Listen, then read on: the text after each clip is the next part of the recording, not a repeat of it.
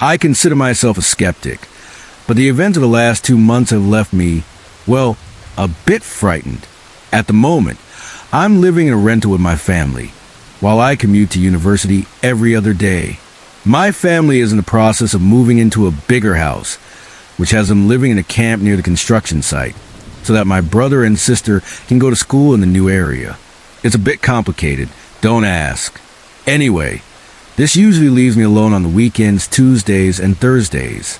So, to begin with, I would like to say that I do experience sleep paralysis often, but I've never dreamed anything too unusual, that is, until last month, September. I think it was a Monday night. I'm home alone and sleeping in my brother's bedroom. Now, I don't have my own room. It's a small house. The dogs are kenneled in the living room. I wake up at some point and find myself paralyzed. I feel terrified, like I'm being watched, and somehow my head turns, and I'm facing the doorway, which is open to the hallway. And there I see this horrific creature dancing in the hallway. It's stretched out and walking slowly towards me.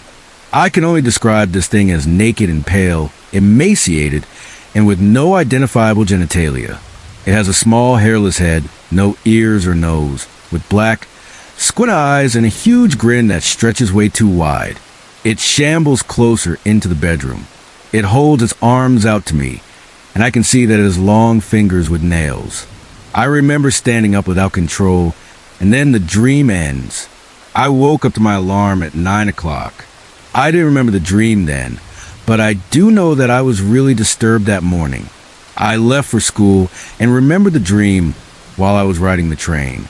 I made sure to write it down, and a week passes, and by this point, I've completely forgotten that night. This time, I'm sleeping on the couch near the dogs, who I've let out of their cages. At about 5:50, I wake up to the terrible sound of my puppies yelping and barking, and suddenly I get the same feeling as I did that one night when I saw that dancing creature, and I start screaming because I can feel something right next to me breathing, but I can't see it. It is completely dark. So I throw myself at the wall and flip the switch on, only to see nothing. There's nothing there. I calm the dogs down and check all the locks in the house, finding them all to be secure. I rationalize this upset as the cats startle the puppies in their sleep, but I can't shake that terrible feeling. So this brings me up to date, and this just happened a few days ago. My mom has been staying at the house this week to watch the puppies, because I have to stay at school for longer than usual. I woke up to a loud crashing noise from the hallway and a loud beeping. I immediately woke up and checked it out, only to find nothing. I tracked down the beeping to our security system line, and I checked all the locks, finding them secure, but couldn't figure out how to stop the beeping. I woke my mom up, and she reset the alarm. I asked her if she heard the crash, but she says that she didn't. I checked the clock, and again it's about 5:50 to 6 in the morning. Again, I woke up at 6 and heard this weird croaking noise from the hallway. Of course, I can't see anything, but the noise goes away after 2 cycles, 3 croaks each. Nothing else unusual happened today besides some weird electrical quirks, like the microwave starting up by itself. But what should I do? Nothing like this has ever happened to me before. I can't write it off as just being sleep paralysis or a nightmare anymore either. I'll be moving out of this house in December and then going to boot camp. After that, I'm really worried that this thing is going to follow me. I'm really uneasy about this house, but I have to stay here for now and take care of the animals. Man, this whole experience is creepy. I don't normally share this stuff online, but after 15 years, I still can't shake what happened that night in the Shasta Trinity Forest. I've told the story so many times to family and friends that they roll their eyes now when I bring it up, but I swear on everything I care about that what we saw was real. I worked as a lumberjack for Pacific Timberback in 2008. It was brutal work, up at 4 in the morning, cutting trees until your hands blistered through your gloves, and home after dark. But the pay was decent, and there's something about working outdoors that gets in your blood. There were 4 of us on the crew that would carpool together. Me, Samuel, Dave, who drove most days, Mike, and Hector. We'd been working a section about 80 miles from town, which meant a long commute on winding forest roads. We rotated vehicles, but that particular night, we were in Dave's Ford F-250, one of those older models with the bench seats. It was a Thursday in late October. I remember because we were discussing weekend plans, and Mike was complaining about having to take his kids trick-or-treating the following week. We'd put in a 14-hour day clearing an area that was slated for controlled burning. Everyone was beat. Hector was already snoring in the back seat next to me, and I was nodding off myself. The roads through Shasta Trinity are no joke at night. No streetlights, tight curves that hug the mountainside, and dense forest pressing in on both sides. The high beams only reached so far ahead, and beyond that was pure darkness. We had the heater blasting against the autumn chill, the radio playing softly. I think it was some classic rock station Dave always tuned to. I must have dozed off because I suddenly jerked awake when the truck came to an abrupt halt. Not just slowed down, I mean the brakes locked, and we skidded a bit. The momentum threw me forward, and I had to brace against the front seat to keep from smashing into it. "What the hell, Dave?" I mumbled, still half asleep, but Dave didn't answer, and that's when I noticed it. The absolute silence in the cab. No radio anymore, no heater humming, just the idle of the engine and our breathing. Dave and Mike were both staring straight ahead through the windshield. Their postures were so rigid they looked like mannequins. Dave's knuckles were white on the steering wheel, and Mike had one hand pressed against the dashboard, like he was bracing for impact.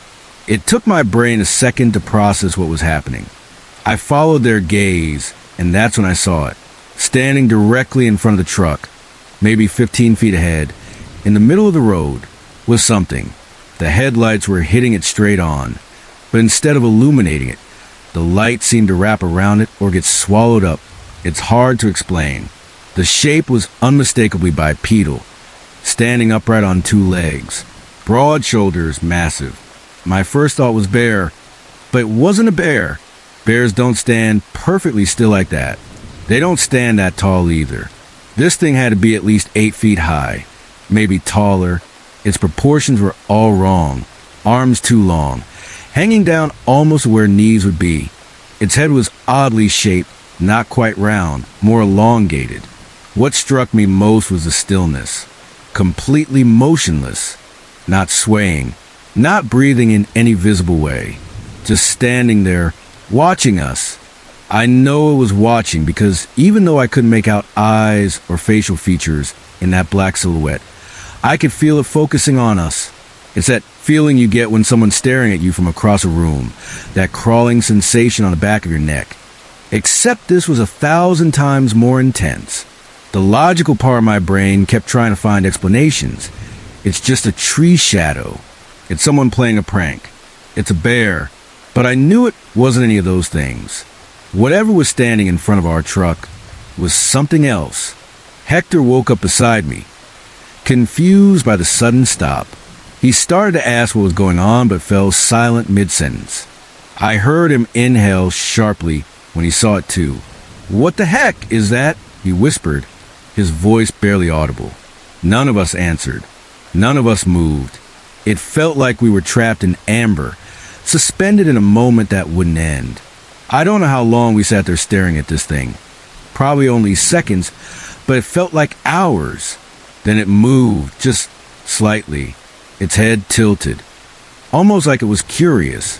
That tiny movement sent a jolt of panic through the truck. I felt like an electric current passing through all of us simultaneously.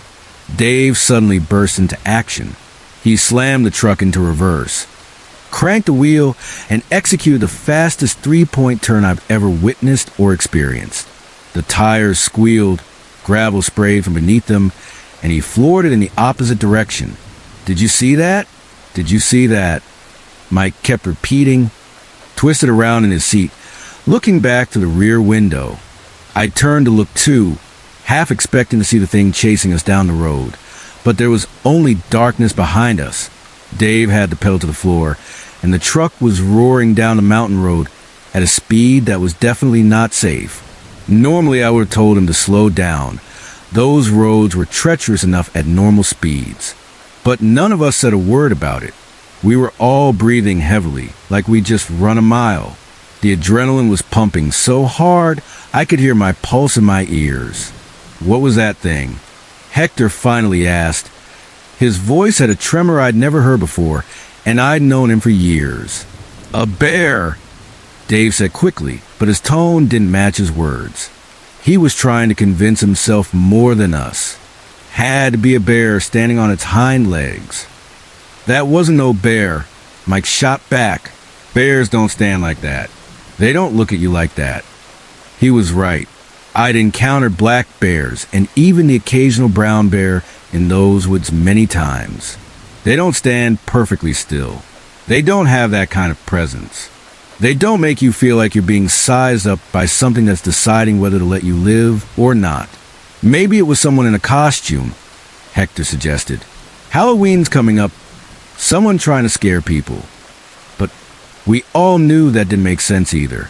We were at least 30 miles from the nearest town, on a remote logging road that hardly anyone used except us and a few other crews, who would drive all the way out there in the pitch black to stand in the middle of the road in a costume. And what kind of costume could create that effect with the light? It wasn't just dark, it was like a hole cut out of reality. The headlight should have shown some texture, some detail, but there was nothing.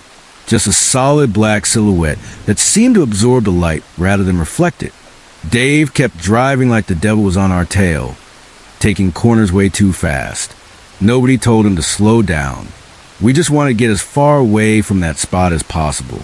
The silence in the truck was heavy, each of us lost in our own thoughts. I kept replaying the image in my mind, trying to make sense of it.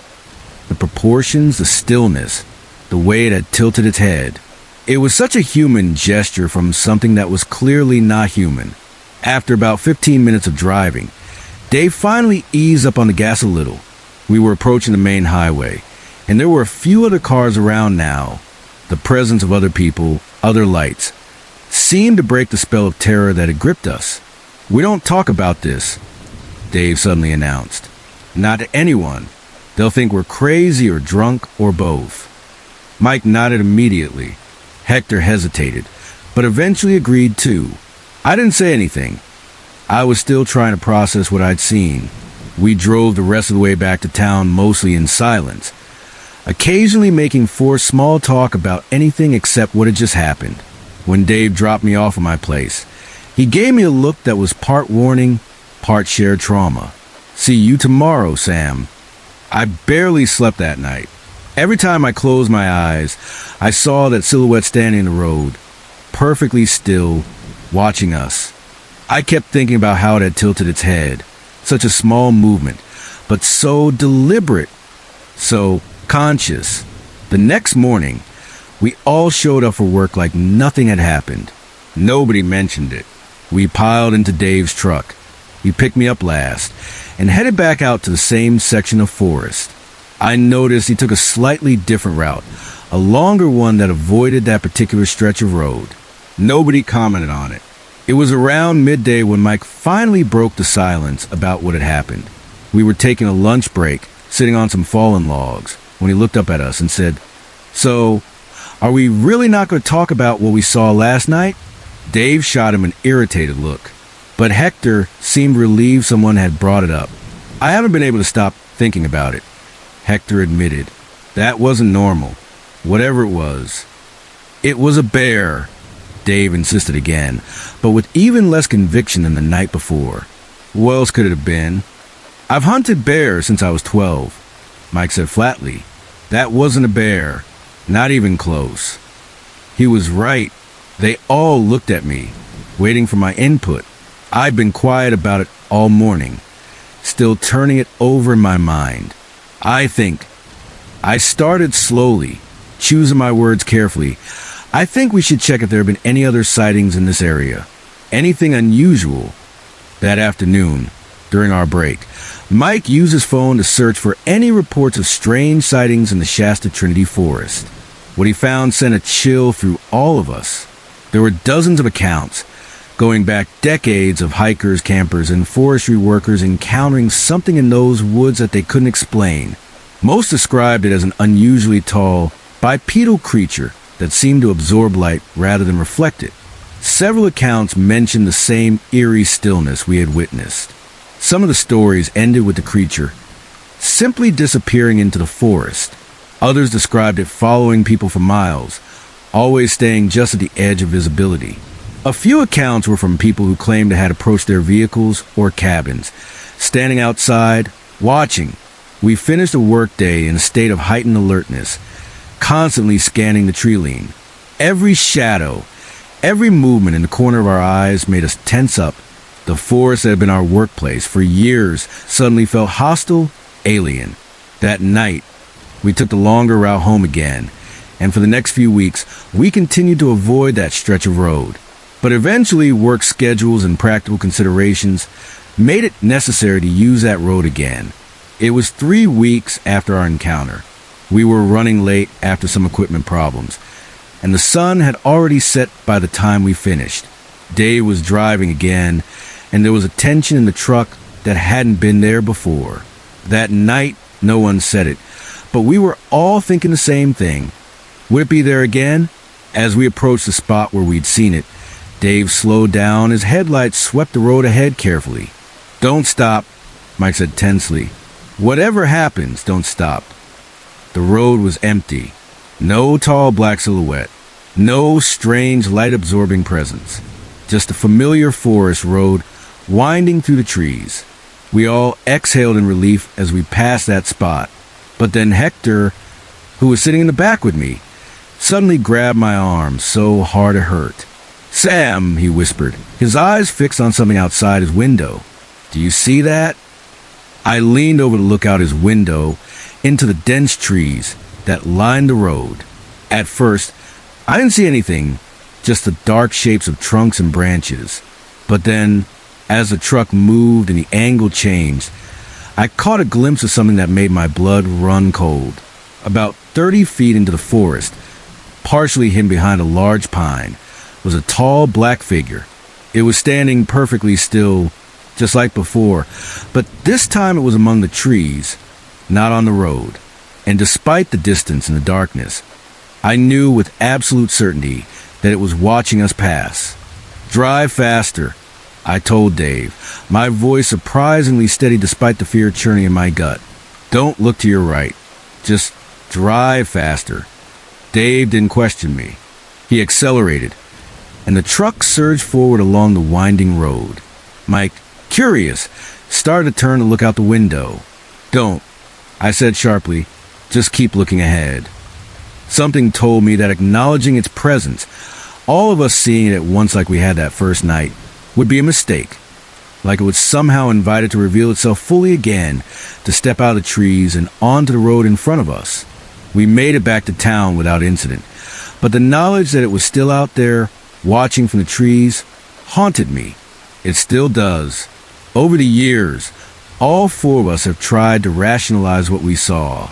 Dave clings to his bear theory, though I know he doesn't really believe it. Mike thinks it might have been some undiscovered species, something science hasn't classified yet. Hector, who grew up with stories of the supernatural from his grandmother, believes it was something not of this world. As for me, I don't know. I've turned it over in my mind countless times, and I still have no explanation that satisfies me. All I know is what we saw was real, and it was intelligent, and it was watching us with purpose.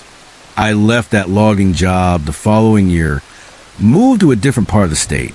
But every October, as the days grow shorter and the nights get longer, I think about that thing standing in the road. Sometimes when I'm driving alone at night and my headlights sweep across the trees by the roadside, I catch myself checking the shadows, looking for that tall, still silhouette watching from among the trunks. And sometimes, just for a second, I think I see it. So this incident happened to me last night. It was 10 a.m. on a weekday and I had the day off. So I decided to go to the grocery store and get some pumpkins to carve in preparation for Halloween. I did my shopping with no problems. Didn't notice anything off, since it was earlier in the day and the other shoppers were elderly. I bought 3 large pumpkins and had them in a cart to put in the trunk of my car. As I was putting the first pumpkin in my trunk, holding it with one arm, opening the trunk with the other, and my back to the parking lot, I felt someone pulling the pumpkin out of my arm backwards. I spun around and threw that pumpkin in the process to see 2 men directly behind me.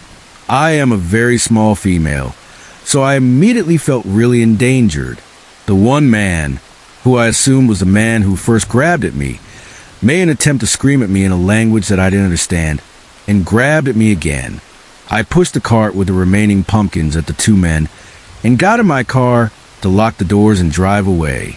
The 2 men got into a white, brand new Dodge Charger with temporary plates and sped out of the parking lot after me. The street we both pulled out on was a busy 4-lane, 25-mile-per-hour business district. You can't safely speed there at all, but that didn't matter to the Dodge Charger, who weaved in and out of traffic to try and run me off the road. The driving was so erratic that another driver attempted to box the Charger in, but it didn't matter much though. They went into oncoming traffic anyway. Meanwhile, I threw my left turn signal on and made a quick right into a coffee and donut chain I regularly frequent. And next to this coffee chain is a pizza chain. It wasn't open yet. I noticed that the Charger had pulled into this pizza chain and was waiting for me to pull out of the coffee chain parking lot. I frantically told an employee what the hell was going on to the drive-thru while I ordered a snack. What I mean is, then I was there, and I didn't want to pull out. This coffee chain knows me well, and on this day, the manager went above and beyond the call of duty. She called the police, who told her to have me pull around to the window. I did this, knowing that I would be in full view of the Charger. So she came outside, standing between us with the biggest rolling pin I've ever seen in my life. She stared these men down like my own mother would have. The cops came, and they took statements eventually, and the Charger was still there, so they searched it. One officer told me that apparently they pulled tarp and rope from the trunk, and were treating this as a possible trafficking attempt. Both men were eventually found and refused to answer any questions, and were charged for something. I don't know for sure what their intent was, but I live in a sanctuary city with mostly people from Nepal or Bhutan, and I've never had a scary issue like this before. I love my neighborhood, and I didn't recognize these men or their car frequenting the neighborhood ever. That day, I bought everyone working at that coffee chain a gift certificate for massage as a thank you for protecting me, and I still tip them extra every morning a year later. One of the lowest points of my life, I ended up in a psychiatric facility for 2 weeks. It doesn't sound that long, I know, but when you got nothing to do in a small building all day, every day, it feels like months. You really get to know people in there in a short amount of time. Some kind people, and some that I wish I'd never met. I was with an abusive guy at the time, but that's another story. My teacher had discovered my plans for necking myself, and I was Baker acted. For those of you who don't know what that is, it's basically what you can call and report if someone seems unstable or wanting to harm themselves, and they take you to a facility for up to 3 days if they believe you may have a mental illness. At 9 o'clock in the morning, I was questioned by the police. I was taken to the hospital after for a general exam. It was 3 p.m. by the time that I was taken to the facility. The building didn't look like much in the front, and I remember walking in and being escorted through a series of long hallways. Eventually, I was placed in a waiting room with several other people, just barely enough seats for everyone. I took the only open seat beside an old man who promptly started touching himself under his blanket. I just leaned really far over to the wall and didn't look at him, tried to ignore him. Thankfully, he was soon called out after, and one by one, the people in the room were escorted out. I was the last one there, and it was now night. They turned the lights off in the waiting room, and I got a little worried. I just sat there like, of course they forgot about me. I'm that unimportant. But there were no supervisors around or anything. Eventually, someone leaving a lockup saw me in there, and they got me squared away. Halfway through the process, I heard angry screaming and saw orderlies running toward it, and then they tackled the patient and took him out of the main floor. Soon, I was strip searched, and I was given temporary clothes and a room in the women's ward. It was 11 p.m. when they released me into the main facility. I remember wondering how I never noticed how big this place was from the outside. It was lights out at 10 p.m., but one of the doctors gave me a plate of food since I hadn't eaten that day. Immediately, I was greeted by another patient, an elderly black lady who was sweet. She told me that she was pregnant and was eating for two and asked for my pudding. I chuckled, assuming she was joking, and I did, but she spoke. I realized that she wasn't joking. She actually thought that she was pregnant and her husband was coming to get us soon. She was kind of sad, but harmless. The first night, I didn't sleep a wink. There was another woman in my room. She had to be on 24-hour watch. The first few days were really surreal. Wake up at 7 a.m., take vitals and medicate. Afternoon vitals and medicate. Night vitals and medicate. There was nothing to do there all day, every day. In the adults facility, the women's ward was on the left and the men's on the right. Patients were allowed to intermix during the day, except for rowdy or dangerous patients. They were not allowed to interact or were in the quiet rooms. The quiet rooms were 2 rooms between the wards that had windows on the doors, and they were soundproof. Some particularly bad patients were strapped down and sedated in there. I had already made friends with some of the patients at this point in the ward. We'd exchange phone numbers as a gesture of friendliness. It was understood that nobody actually keeps them after they get out. It was just a basic way of conveying, "You're not my enemy." And believe me, there were plenty of cliques and groups and drama and factions in there. Well, I try to be cool with everybody though, and so most of the patients and staff like me. And that's when I met Alphonse. Alphonse was a big, burly guy with a lot of anger issues. Now, I've always favored the underdogs, and so I made friends with him. We exchanged numbers to show that we were cool with each other. But after that, things got a bit strange. I learned that he was the one that the staff tackled my first night. He would commonly yell and throw things at the staff. The furniture in the ward was blocky, kid furniture that was filled with sand, and I'm not exaggerating when I say that they were hard to push around. But Alphonse once picked up a sand-filled chair and threw it at one of the orderlies, missing and slamming against the wall. He was very, very strong. Eventually, the doctors convinced me to sign a voluntary admittance. Since my Baker Act was up, they said that I was ready to go home. Honestly, I felt I wasn't. Tired though the ward had its issues, I'd have rather been there than been with my abuser at the time. So I stayed, and it sucked too since it was over Christmas. But I'm getting off track. Alphonse, who proclaimed to be homosexual, started magnetizing to me. It was clear that I was his only friend in there, and he started questioning what it would be like to be with a woman and that I could be his first. Obviously, I was not interested at all, and I was loyal to my current relationship. His advances, though, they didn't stop.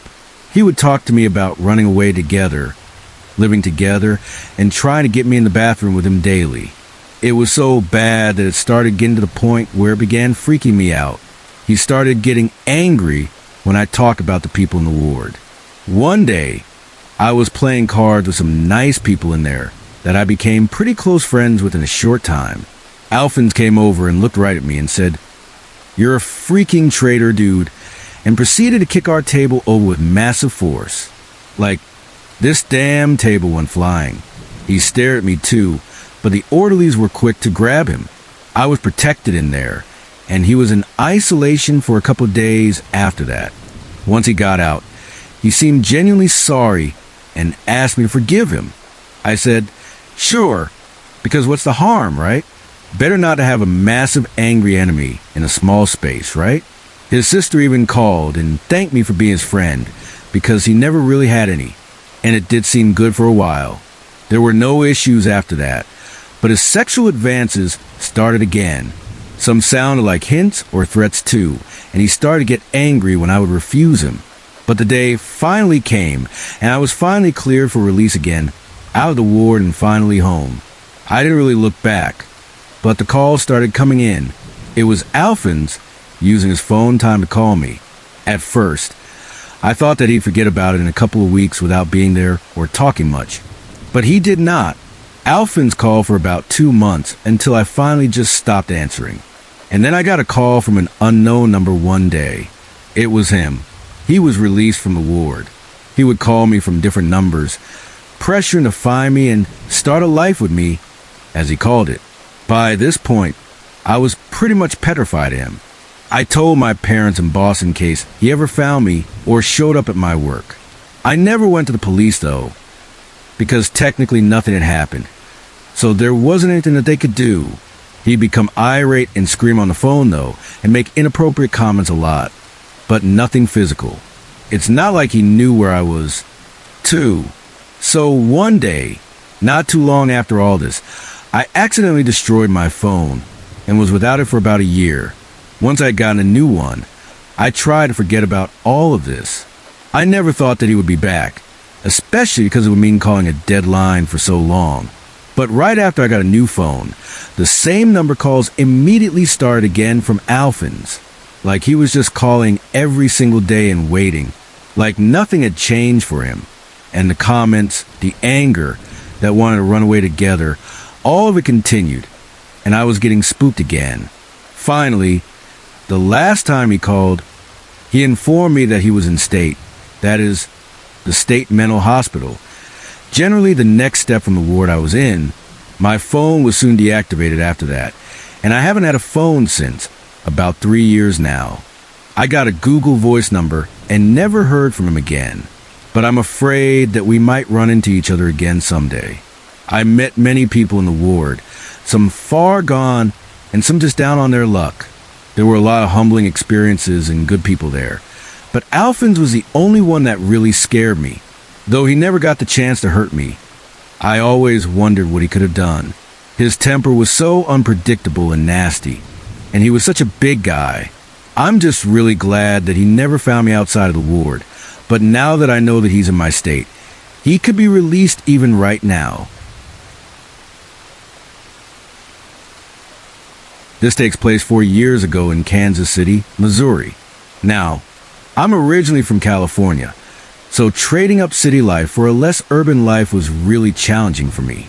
Making friends was hard, but I made the move to be with my dad, who lived in an apartment complex with a roommate. My dad was a trucker, so he was gone for weeks at a time while I was left alone to work and come home to a foreign place that I was slowly becoming accustomed to. My roommate was gone most of the time because he had a girlfriend, and he would leave his dog with me, so I never felt truly alone. Now, I also had an old lady for a neighbor that would come up and check on me too, and that's how people were in that area. And I found it kind of nice how people knew their neighbors there. I got to know everyone in my building's name after about 6 months of living there, all except one. That is, there was a man, I'd say in his early to mid-50s, who lived directly below my apartment. He looked, for lack of a better description, like a creep. He was balding, except for on the sides of his head, which that hair was straggly too. He was tall and kind of skinny and had outdated glasses from the 90s that you'd see on America's Most Wanted and a thick mustache. He was the only person in the building who wasn't friendly, or at least didn't make the effort to say hello or introduce himself to me. He also happened to be the maintenance man for 4 or 5 buildings. I didn't think much of this at first.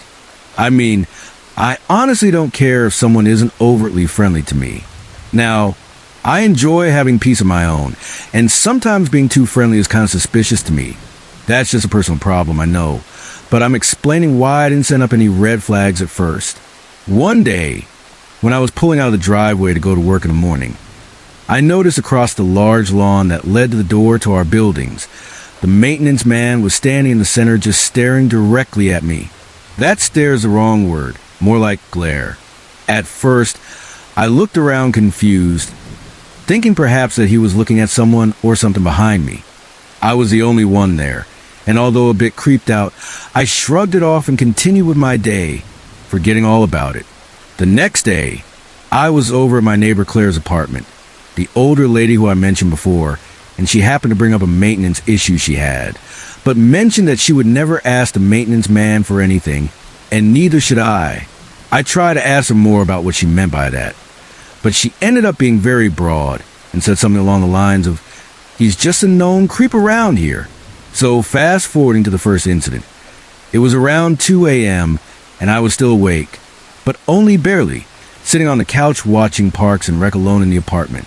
I was starting to drift off into sleep when I heard a soft noise near the front door. Thankfully, the show was very low in volume because normally I don't pick up on quiet noises most of the time. I turned off the TV and just began listening.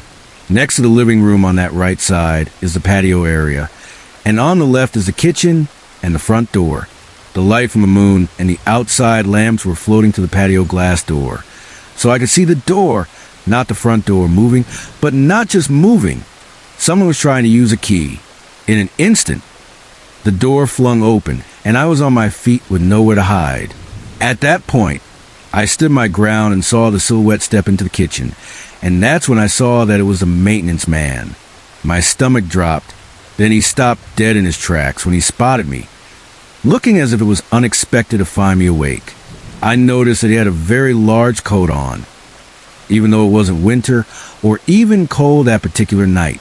Now, I noticed that only because the jacket looked bulky, as if he were carrying things in it that I couldn't see. "What the heck are you doing?" was all I managed to squeak out. I was shaking, my knees feeling like they were going to give out. For reference, I was a 22-year-old woman standing at a whopping 5 feet tall with no way to defend myself at all from where I was standing.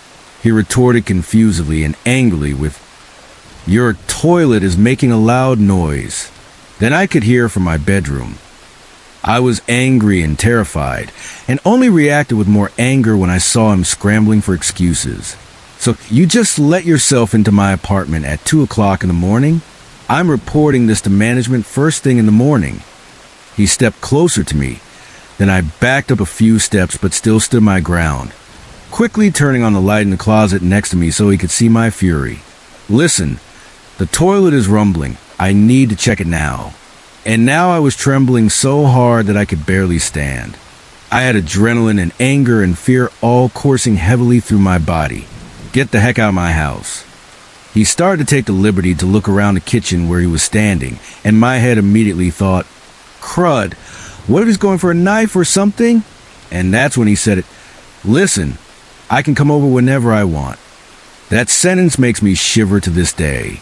I didn't know what to do and felt the power of the situation quickly dwindling down to a bad feeling that something bad was going to happen. "Listen, if you don't get the heck out of my apartment right now, I'm going to start screaming as loud as I can." My voice was cracking and a bit shaky, which made my heart drop into my stomach. I immediately felt like I was going to be sick when he took yet another step forward and toward me. "Listen, check the lease. I can come in whenever I want. I'll see you later. Okay?" He winked at me, creating a wave of nausea, and I felt faint. He slowly turned around and walked out, closing the door behind him and even going far enough as to lock it from the outside with his extra key. The next day, I contacted management as soon as their office opened. I could tell the conversation wasn't going anywhere when the manager sounded irritated right off the bat. When I told her that the guy entered my apartment illegally, she cut me off and told me that they do not allow any illegal activity and to take what I was saying very seriously. I thought, yes, I've got him, until the manager said, "Listen, you can't just throw around accusations without proof. This man has dedicated over 20 years to working for this company, and we don't plan on getting rid of him anytime soon. Perhaps if you read over your lease like you should have." Yes, she was actually scolding me.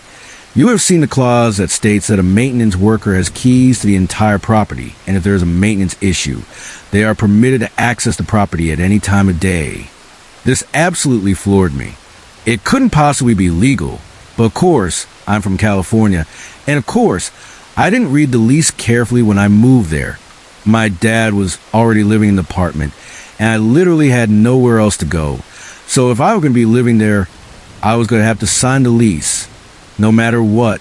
So I just did. Needless to say, nothing got done about this whole thing. Fast forward again, a few days go by, and I don't see Mr. Maintenance Man until I do. At this time, I'm pulling in after a 10-hour-long shift at work. Oh, I hadn't forgotten about the scary incident, but I had put it at the back of my mind for the time being to concentrate on other things, although I did lose sleep over it. I parked my car facing the large lawn area again and was just using my phone for a few minutes.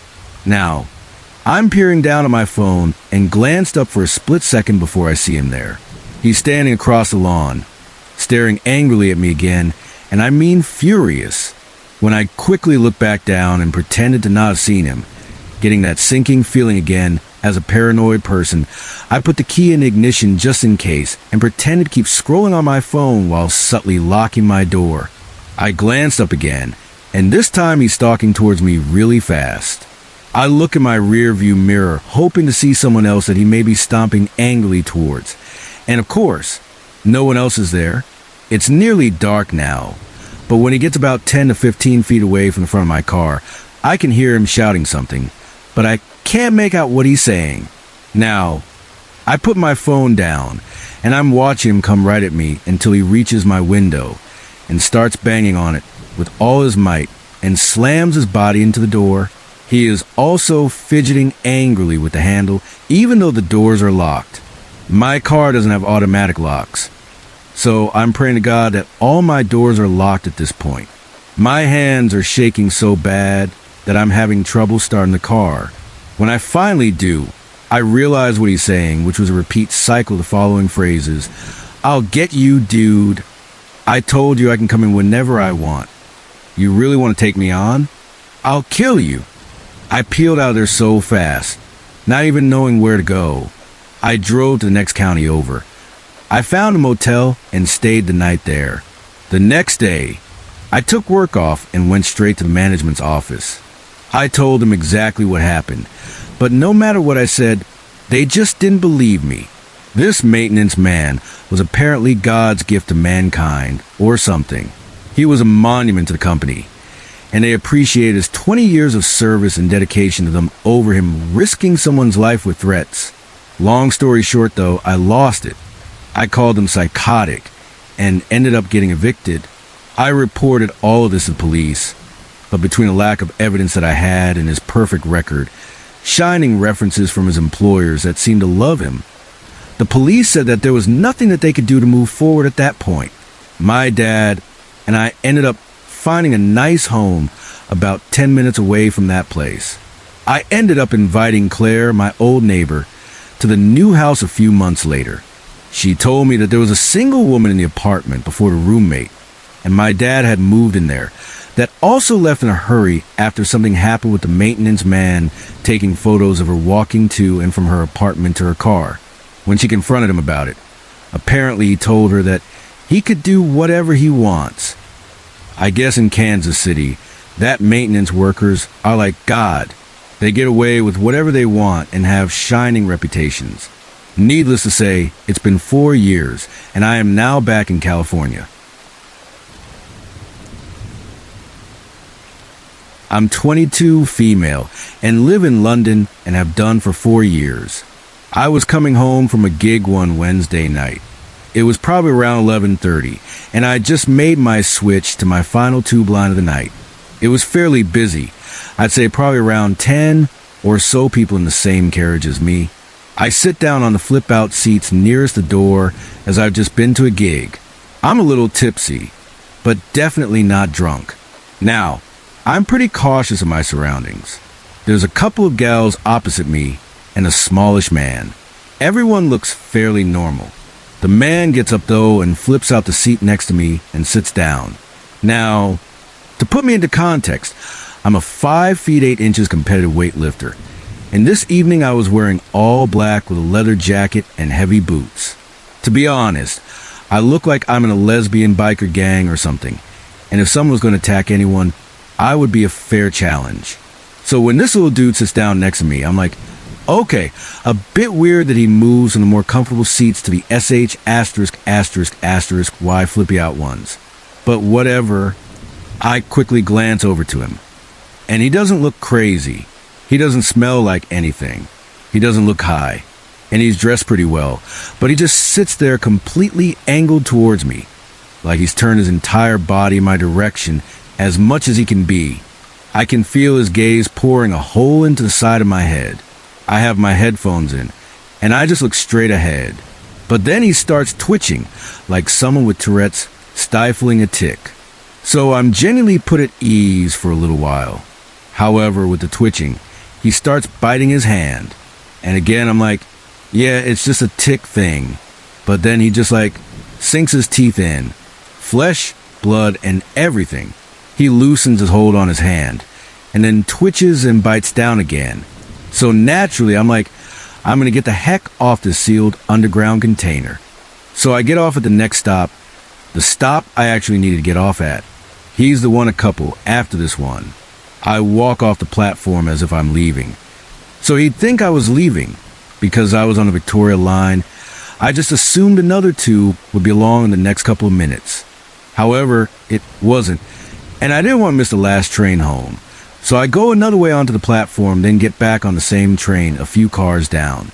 Now, when I got off the first car, the creepy guy looked at me super weirdly, kind of like longingly. I can't even place the kind of look. It just really freaked the heck out of me. So we get to the next stop, and I see this guy walking down the platform. Now, 11:40 p.m. on a Wednesday night when you're alone, you barrel down a platform to the exit as quickly as you can move, and nobody really wants to hang about down there. So when I see the creepy guy just ambling down the platform at the next stop, it tells me that something is off. He's walking, looking around, looking dejected, and then he clocks me. It becomes painfully apparent to him that I've moved down the train to get away from him. Luckily, the doors had just closed, but he makes eye contact with me and starts shrieking and banging on the closed doors, blood from his bitten hand smearing everywhere as the train pulled away. That sight has rattled me and has continued to do so months after this all happened. I don't know what that guy's problem was or what the heck he was doing on that platform, the platform that I normally get off at. It's really freaky.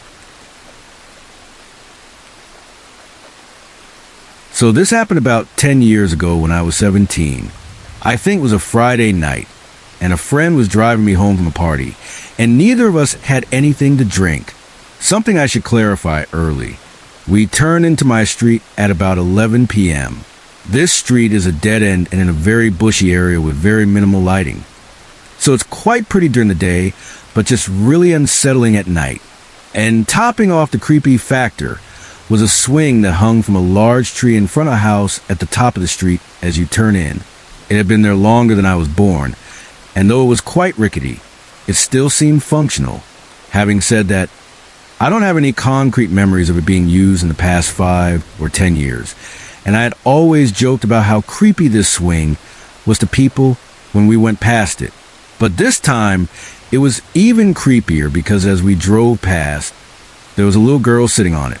She looked upset and just had her head hanging down, slowly swinging but not letting her feet off the ground.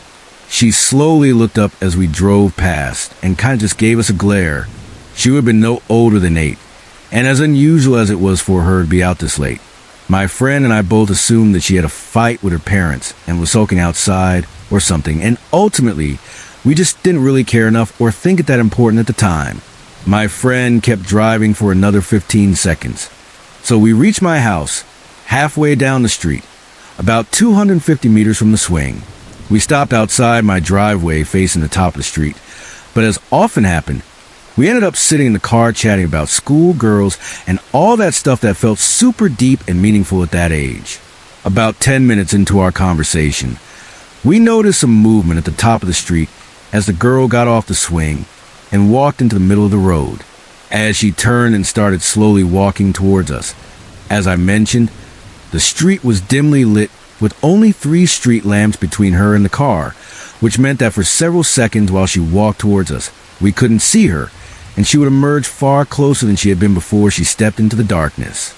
I drew attention to it and joked about how creepy it was, my friend laughing along. The Ring had only come out a couple years prior, and the fact that she was pale and in a white dressing gown just accentuated it really. The only difference was wispy blonde hair. As she emerged into the light of the second closest street lamp, about 100 meters away, the tone definitely changed though. We were both still laughing somewhat, but it was definitely more nervous, and we were whispering, "Oh, crap, oh, crap," as she got closer. It was far less funny because somehow this little girl clearly wasn't a little girl. She was actually an adult woman, probably in her late 50s, early 60s, if I had to guess. It was unmistakably the same person, though. That was on the swing. We'd seen her get up off it, but it was as if she too aged 50 years as she walked down the street towards us. She was also clearly looking in our direction, but squinting because of the car headlights, so she probably couldn't see us directly. The woman was now about 20 meters away, and I could see her a lot more clearly in the car's headlights. She looked slightly haggard, and the outside of her eyes were reddish, as if she'd been crying or hadn't slept for a while, as she drew closer to us with each meter. Now, I couldn't stop thinking that that was 100% a little girl 20 minutes ago. What the actual heck was going on here? These are all thoughts that I didn't verbalize at the time, obviously, but it was clear that we were both getting creeped out by this. When she was about 5 meters away, my friend turned the car engine off, auto-locked the doors, and turned the headlights off, continuing to nervously giggle. We slumped into our seats as the woman scowled in our direction, walking right past the car, mumbling something to herself. After about 5 seconds, we sat upright, laughing at the situation now that we were confident it was just creepy and not dangerous. My friend commented that she seemed drunk, which I accepted, and we continued to talk for a few minutes, but I was still somewhat unsettled. Now, I didn't look back to see where the woman was, but I knew that this was a dead-end street, and that there was nowhere for this woman to have gone. I knew for a fact that she didn't live in any of the houses that way too, but hoped that maybe she was just visiting or something. By this stage, my friend and I had shifted in our seats so that we were facing each other. But then suddenly, like a jump scare in a horror movie, I saw the woman quickly emerge from behind my friend's head and stare right at me through the driver's window. She cocked her head as if she was curious at my reaction and leaned forward till her nose was almost touching the glass. "Holy crap!" I exclaimed, jumping up and shaking the car. My friend's eyes and mouth went wide, and he slowly turned around, but by then she had stumbled about a meter away from the car and was no longer looking at us, so it was far less disturbing to look at, all things considered. Anyway, we sat in silence and just watched her continue to stumble off until she was in the gap of darkness between the first and the second streetlight. Even after waiting about 5 minutes, we never saw her emerge, but at that point, we just called it a night, me bolting from my car to my house, and my friend driving at full speed with his doors locked. Since then, I've told a few people that story as a fun anecdote about how freaky my street is, and every time I pass that swing to this day, I think about it. I have reconciled that clearly we just didn't see the woman properly at first, and she wasn't the young 8-year-old that we thought we saw, but when my friend and I still talk about it, there's an underlying sense of, no, we totally did see her, and I mean every time that we talk.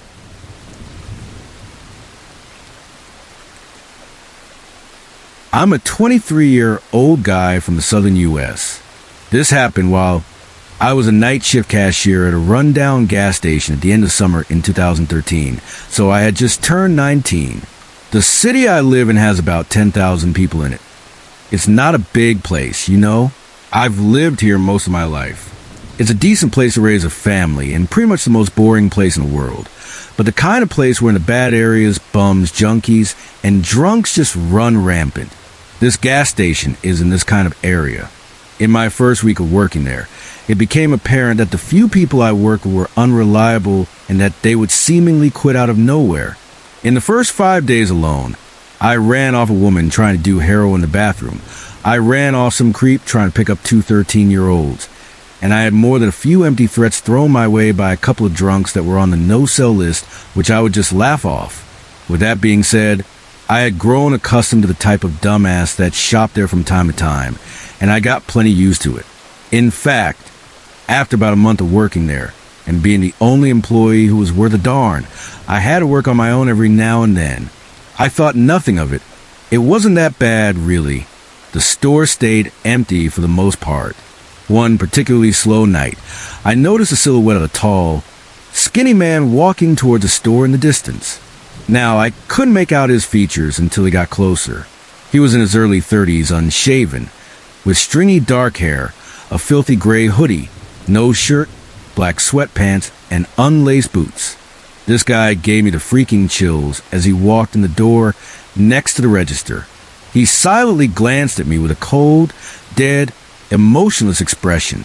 He then quickly stared at the floor, shuffling along, browsed the 3 small aisles of snacks and cheap car accessories, and glancing up at me every few seconds.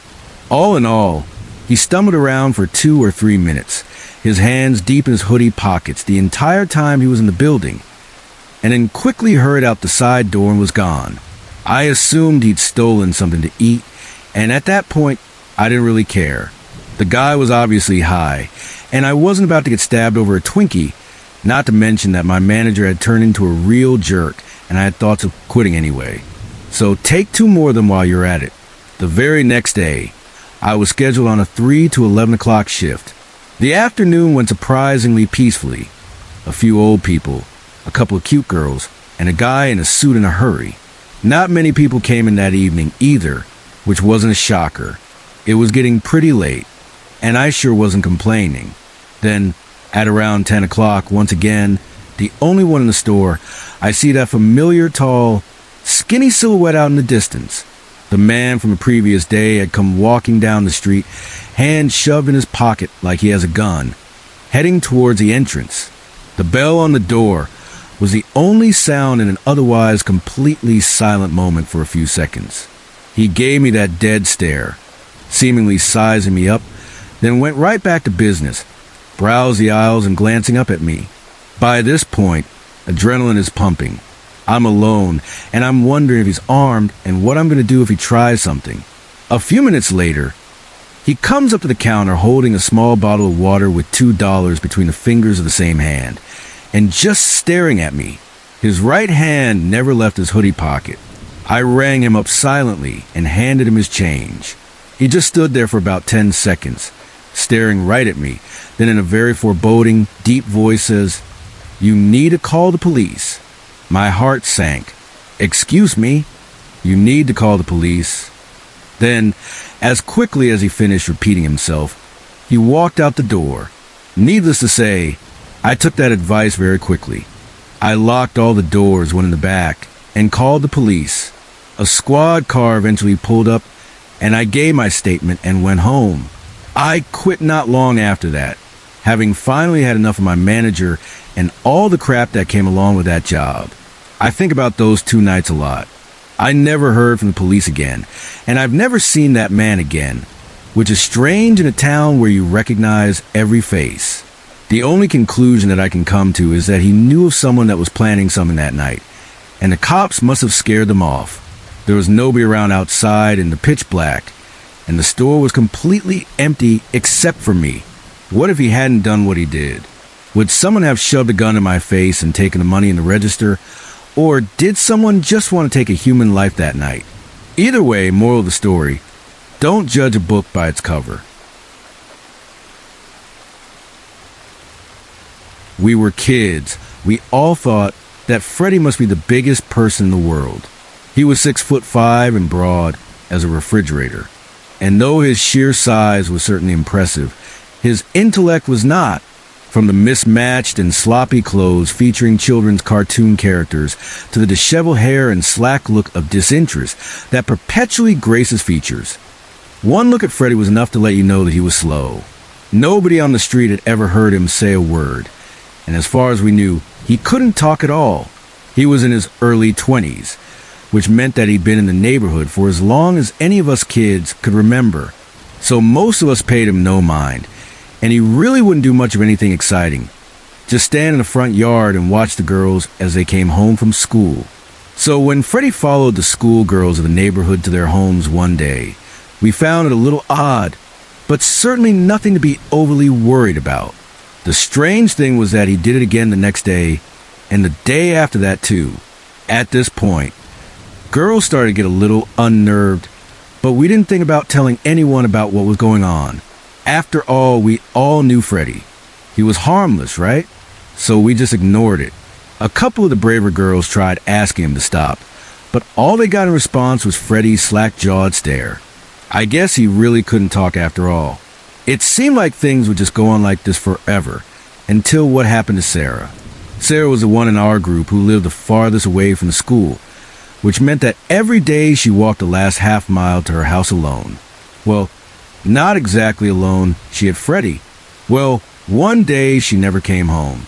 Her mom waited, called our moms, and no one knew where she was. That's when Eleanor finally popped up about Freddy.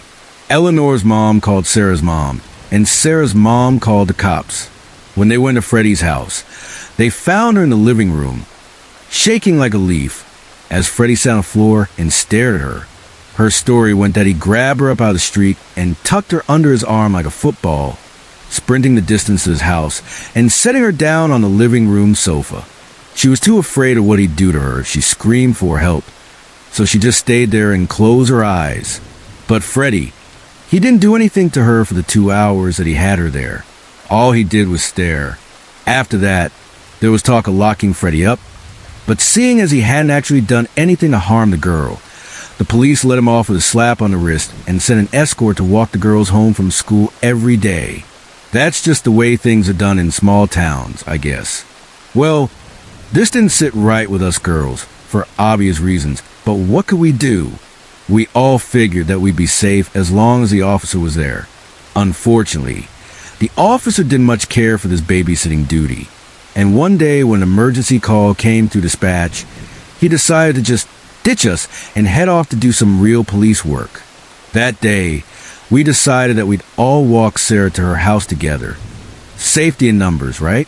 Now, we were about a mile from the house when we heard a noise like a wounded animal, loud enough to make our ears hurt. We all turned around to find the source, and Sarah screamed as she saw it. Freddy was barreling towards us as fast as his tree trunk legs could carry him, mouth gaping, wailing. We all booked it, scattering like balls on a pool table. He ignored us, making a beeline for Sarah, when a gunshot cracked the air like lightning. Freddy's shoulder jerked back, but he didn't slow down. I stopped for a moment expecting to see the officer, but I didn't. A man had grabbed hold of Sarah with one hand and was waving the gun with the other as he dragged her to a windowless van. Sarah was screaming and biting the man's arms, but he didn't even seem to notice as he dragged her back. Now I can still remember how wide his eyes were. The pupils expanded like black, bottomless pits swallowing up the iris. Freddy's shoulder wound had soaked through his shirt as he raced towards the two of them. The man raised the pistol again, and the air was broken by a loud crack. The crack of Freddy's fist slamming into the man's jaw. I have never seen anyone hit someone else that hard since, but the man's face instantly gave way, and he flew through the air like a rag doll as Sarah wrenched herself out of his limp fingers and just stood there staring wide-eyed at Freddy. But Freddy didn't say anything. He just patted her on the head like he would puppy, and then sat down on the ground and stared into space as the blood from his shoulders slowly soaked his shirt.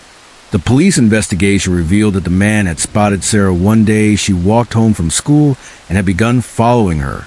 Inside the van, they found a rope, duct tape, knives, and about a dozen journals filled with psychotic ramblings about Sarah, along with a large supply of PCP.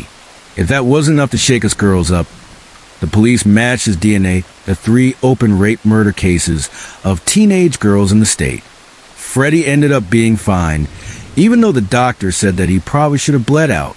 The wound didn't seem to faze him, though. He lost a little function in his arm. But other than that, he was fine. And after that, none of us protested when Freddy wanted to walk us home. The events of this story happened about a few weeks ago. I volunteer at a hospital a few blocks away from the college I attend twice a week. It's located in a pretty bad neighborhood that's no stranger to muggings, stabbings, drug deals. You know, those kind of crimes. During the day, it isn't too bad, but at night, you generally want to walk as quickly as possible when you're going somewhere. There's also this guy who hangs around the neighborhood who has quite the reputation of conning people out of money. I see him across the street every day on my way to work, but I've never had a personal encounter with him. One volunteer I work with who lives in the area with her mother told me that he's notorious for making up sob stories about how he lost his job, can't pay his rent, can't afford a bus fare, or any kind of story to get some money. She told me that he lives with his cousin, and he blows every dollar he has on booze and drugs. Once I finished my shift, I went to the volunteer room to grab my stuff and head back to my dorm. I wore a light black hoodie that had the two glass helmets from Daft Punk as their logo on the back of my hoodie. This will factor in momentarily. I walked out of the building and put my hood up as it was raining a bit, and by the time I left, it was about 7 o'clock at night. I walked about a block down the road when I saw the same guy across the street, and he approached me.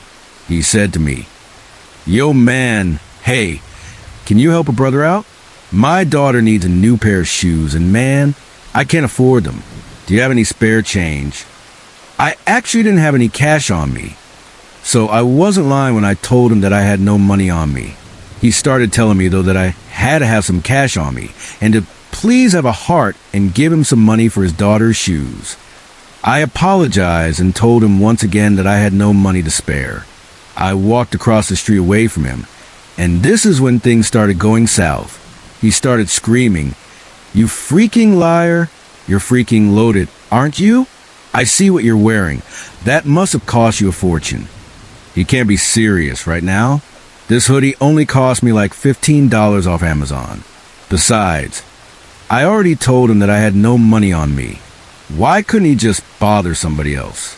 He continued to follow me, though, ranting and raving about how rich people like me spit in the faces of poor people like him and can't even lend a hand in their time of need. This continued for a block until I finally had it and screamed at him to just leave me alone. He just stood there looking angry, and he attempted to throw a punch at me. I moved back, avoiding it, but then he grabbed my arm and tried to pull me towards him. I punched him in the stomach, and he let go of me. Now I began running from him, and he started chasing me. I turned into a busy block, hoping that he would leave me alone, but it didn't seem to deter him at all. He continued chasing me, yelling about how he was going to teach my rich as a lesson about charity. My heart was racing pretty fast, and I felt like I was running on autopilot. Police officers patrol this road quite a bit, so I was hoping one would pass by and see this guy chasing me, but it looked like I was extremely unlucky that day. I was trying to think of a way to shake him, with my mind racing in all directions.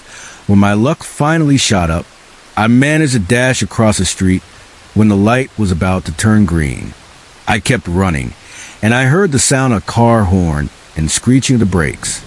I looked back to see him getting up off the sidewalk, so I believe that he must have jumped back to avoid getting hit by the car.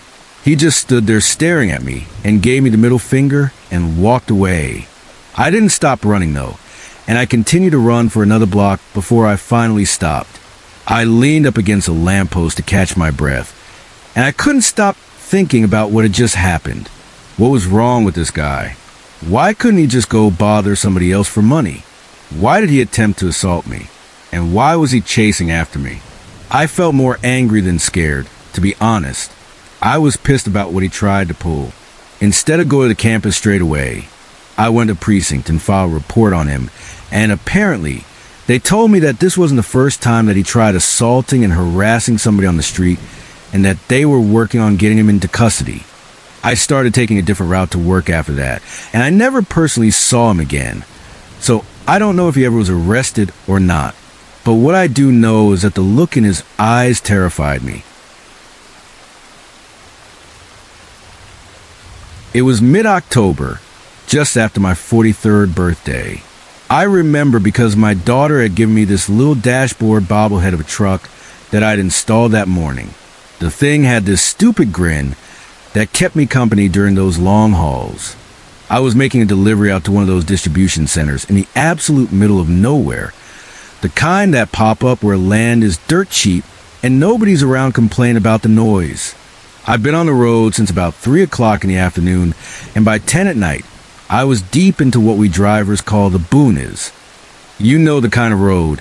A narrow, two-lane highway cutting through absolutely nothing but fields and forests for miles and miles. No houses, no streetlights, no gas stations, just my truck's high beams carving a tunnel through pure darkness. The radio had gone to static about 20 minutes prior, so I was left with just the rumble of my engine and the occasional thump of the tires hitting seams in the asphalt. I hadn't seen another vehicle for at least 45 minutes. That's not unusual for these back roads, especially that time of night, but something about the emptiness felt different, heavier somehow. I was cruising at a steady 55 miles per hour, sipping lukewarm coffee from my thermos, when I first noticed something up ahead along the shoulder. At first, it was just a shape, a vague outline that my headlights had caught. Nothing unusual, probably a deer, I figured. I've encountered plenty of wildlife on these remote stretches, and you learn to stay alert because they can dart out without warning. But as I got closer, I realized it wasn't a deer. It was a person walking along the shoulder, facing away from me, moving in the same direction I was traveling. Now, finding someone walking on a road like this at night is strange enough. We were at least 15 miles from anything resembling a town, but I figured maybe someone had broken down, though I hadn't passed any disabled vehicle. I eased off the accelerator a bit, slowing to about 45. I'm always cautious about pedestrians, especially at night when visibility is poor. The figure was wearing what looked like a dark jacket or coat. As I got within about 200 feet, I could make out that it was a man with short hair. His arms were swinging naturally as he walked. I reached for my CB radio out of habit, thinking I'd report a stranded motorist once I got to an area with reception. It was when I got within about 100 feet that I noticed something was terribly wrong. The man had no legs. I don't mean he was an amputee or anything like that. From the waist up, he looked completely normal. Torso, swinging arms, head. But below the waist, there was nothing. Just empty space between his torso and the road surface. The upper half of this man was just floating there, moving forward as if walking normally, but hovering about 3 feet above the asphalt. His torso swayed slightly with each step, exactly the way a normal walking person's would. The movements were so natural, so human, but utterly impossible. I slammed on the brakes instinctively. My tires screeched against the asphalt, the sound echoing through the empty night. The cargo shifted behind me. Something fell over in my sleeper cab, and my coffee spilled across the dashboard, but I barely registered any of that because I was fixated on the figure ahead of me. The moment, and I mean the exact moment, my truck came to a full stop. The figure vanished. Not like it ran off or disappeared into the trees. It literally vanished, like someone had switched off projector. 1 second it was there, this impossible half-man moving along the shoulder, and the next, nothing but empty road and my high beams. I sat there gripping the steering wheel, so tight my knuckles turned white. My heart was hammering against my ribs like it wanted to break free. For a few minutes, I couldn't move. I just sat there trying to make sense of what I had just seen. Did I fall asleep? I said it out loud to myself, my voice sounding strange in the quiet cab. But I knew I hadn't. I wasn't tired. That coffee had been doing its job, and I'd gotten a solid 8 hours of sleep the night before. I hadn't been dozing. I was alert, aware, and what I'd seen was impossible. After a few minutes of sitting there with my hazards blinking into the emptiness, I started to doubt myself. Maybe it was a trick of the light. Maybe my eyes were playing tricks on me after hours of staring at the same stretch of road. There had to be a logical explanation. I turned on all the interior lights in the cab, partly to check if I was really awake and partly because the darkness outside suddenly felt threatening. The familiar surroundings of my truck cab brought a small measure of comfort. The bobblehead on my dash was still nodding away, oblivious. I reached for my cell phone. No service, of course, not a single bar. I was truly alone out here, despite every instinct telling me to just drive away, to put this place in my rearview mirror and never look back. I felt compelled to investigate. I needed to prove to myself that there was a rational explanation for what I'd seen. I grabbed my heavy mag light from the side compartment, took a deep breath, and stepped out of the truck. The silence hit me immediately. There's always some noise on the road, distant traffic, the wind, animals, something, but not here, not now. It was silent in a way that felt unnatural, like sound itself was being sucked out of the air. The only noise was the ticking of my cooling engine and my boots on the asphalt as I walked around in front of the truck. My high beams cut through the darkness, illuminating maybe a 100 feet of empty road ahead.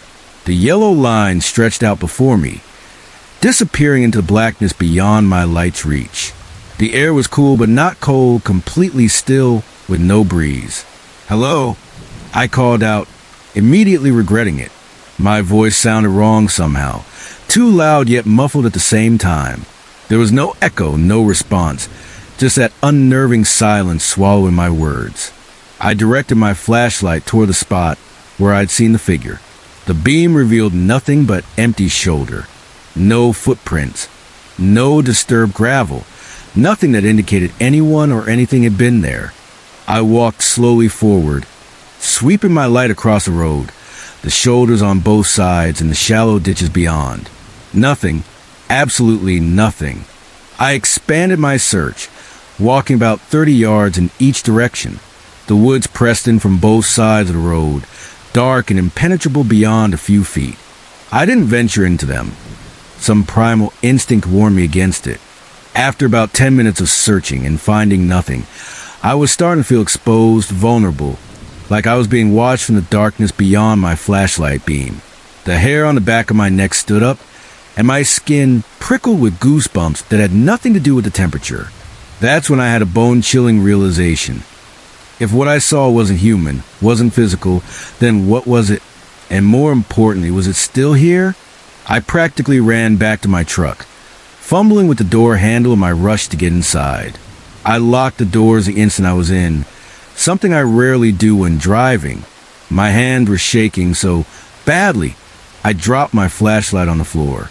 For a long moment, I just sat there, tried to calm my breathing, try and make sense of what had happened.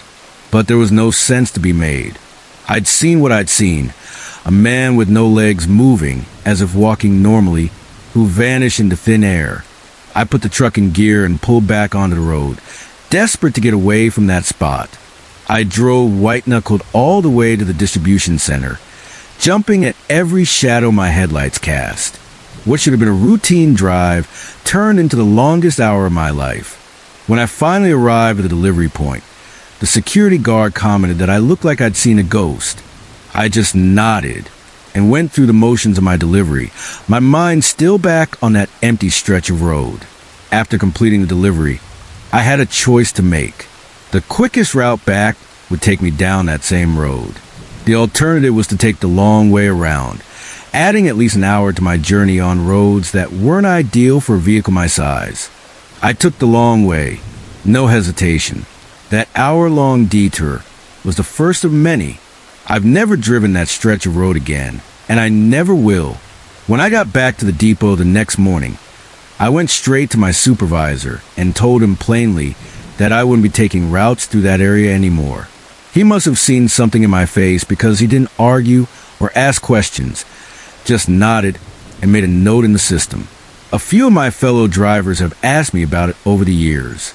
Most of them respect my silence, but occasionally someone presses for details. I've never told the full story to anyone at work. How you explain something like that without sounding crazy? "Oh, I saw half a man floating along the roadside who disappeared into thin air." Yeah, that would go over real well in the break room. I've done some research since then, looking into local legends and stories about that area. Nothing specific matches what I saw, but there are whispers, stories from other drivers about strange experiences on rural highways at night. Most won't go into details, just shake their heads and change the subject. But their eyes, I recognize the look in their eyes. It's the same one I see in the mirror every morning. Sometimes I wonder if what I saw was somehow connected to the land itself. Those roads cut through areas that have history stretching back centuries.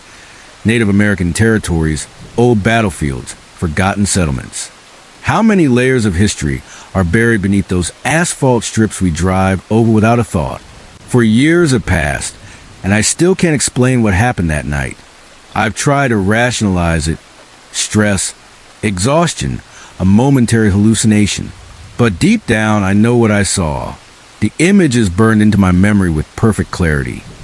The natural swing of those arms, the slight sway of the torso with each step, and the absolute impossibility of what was missing.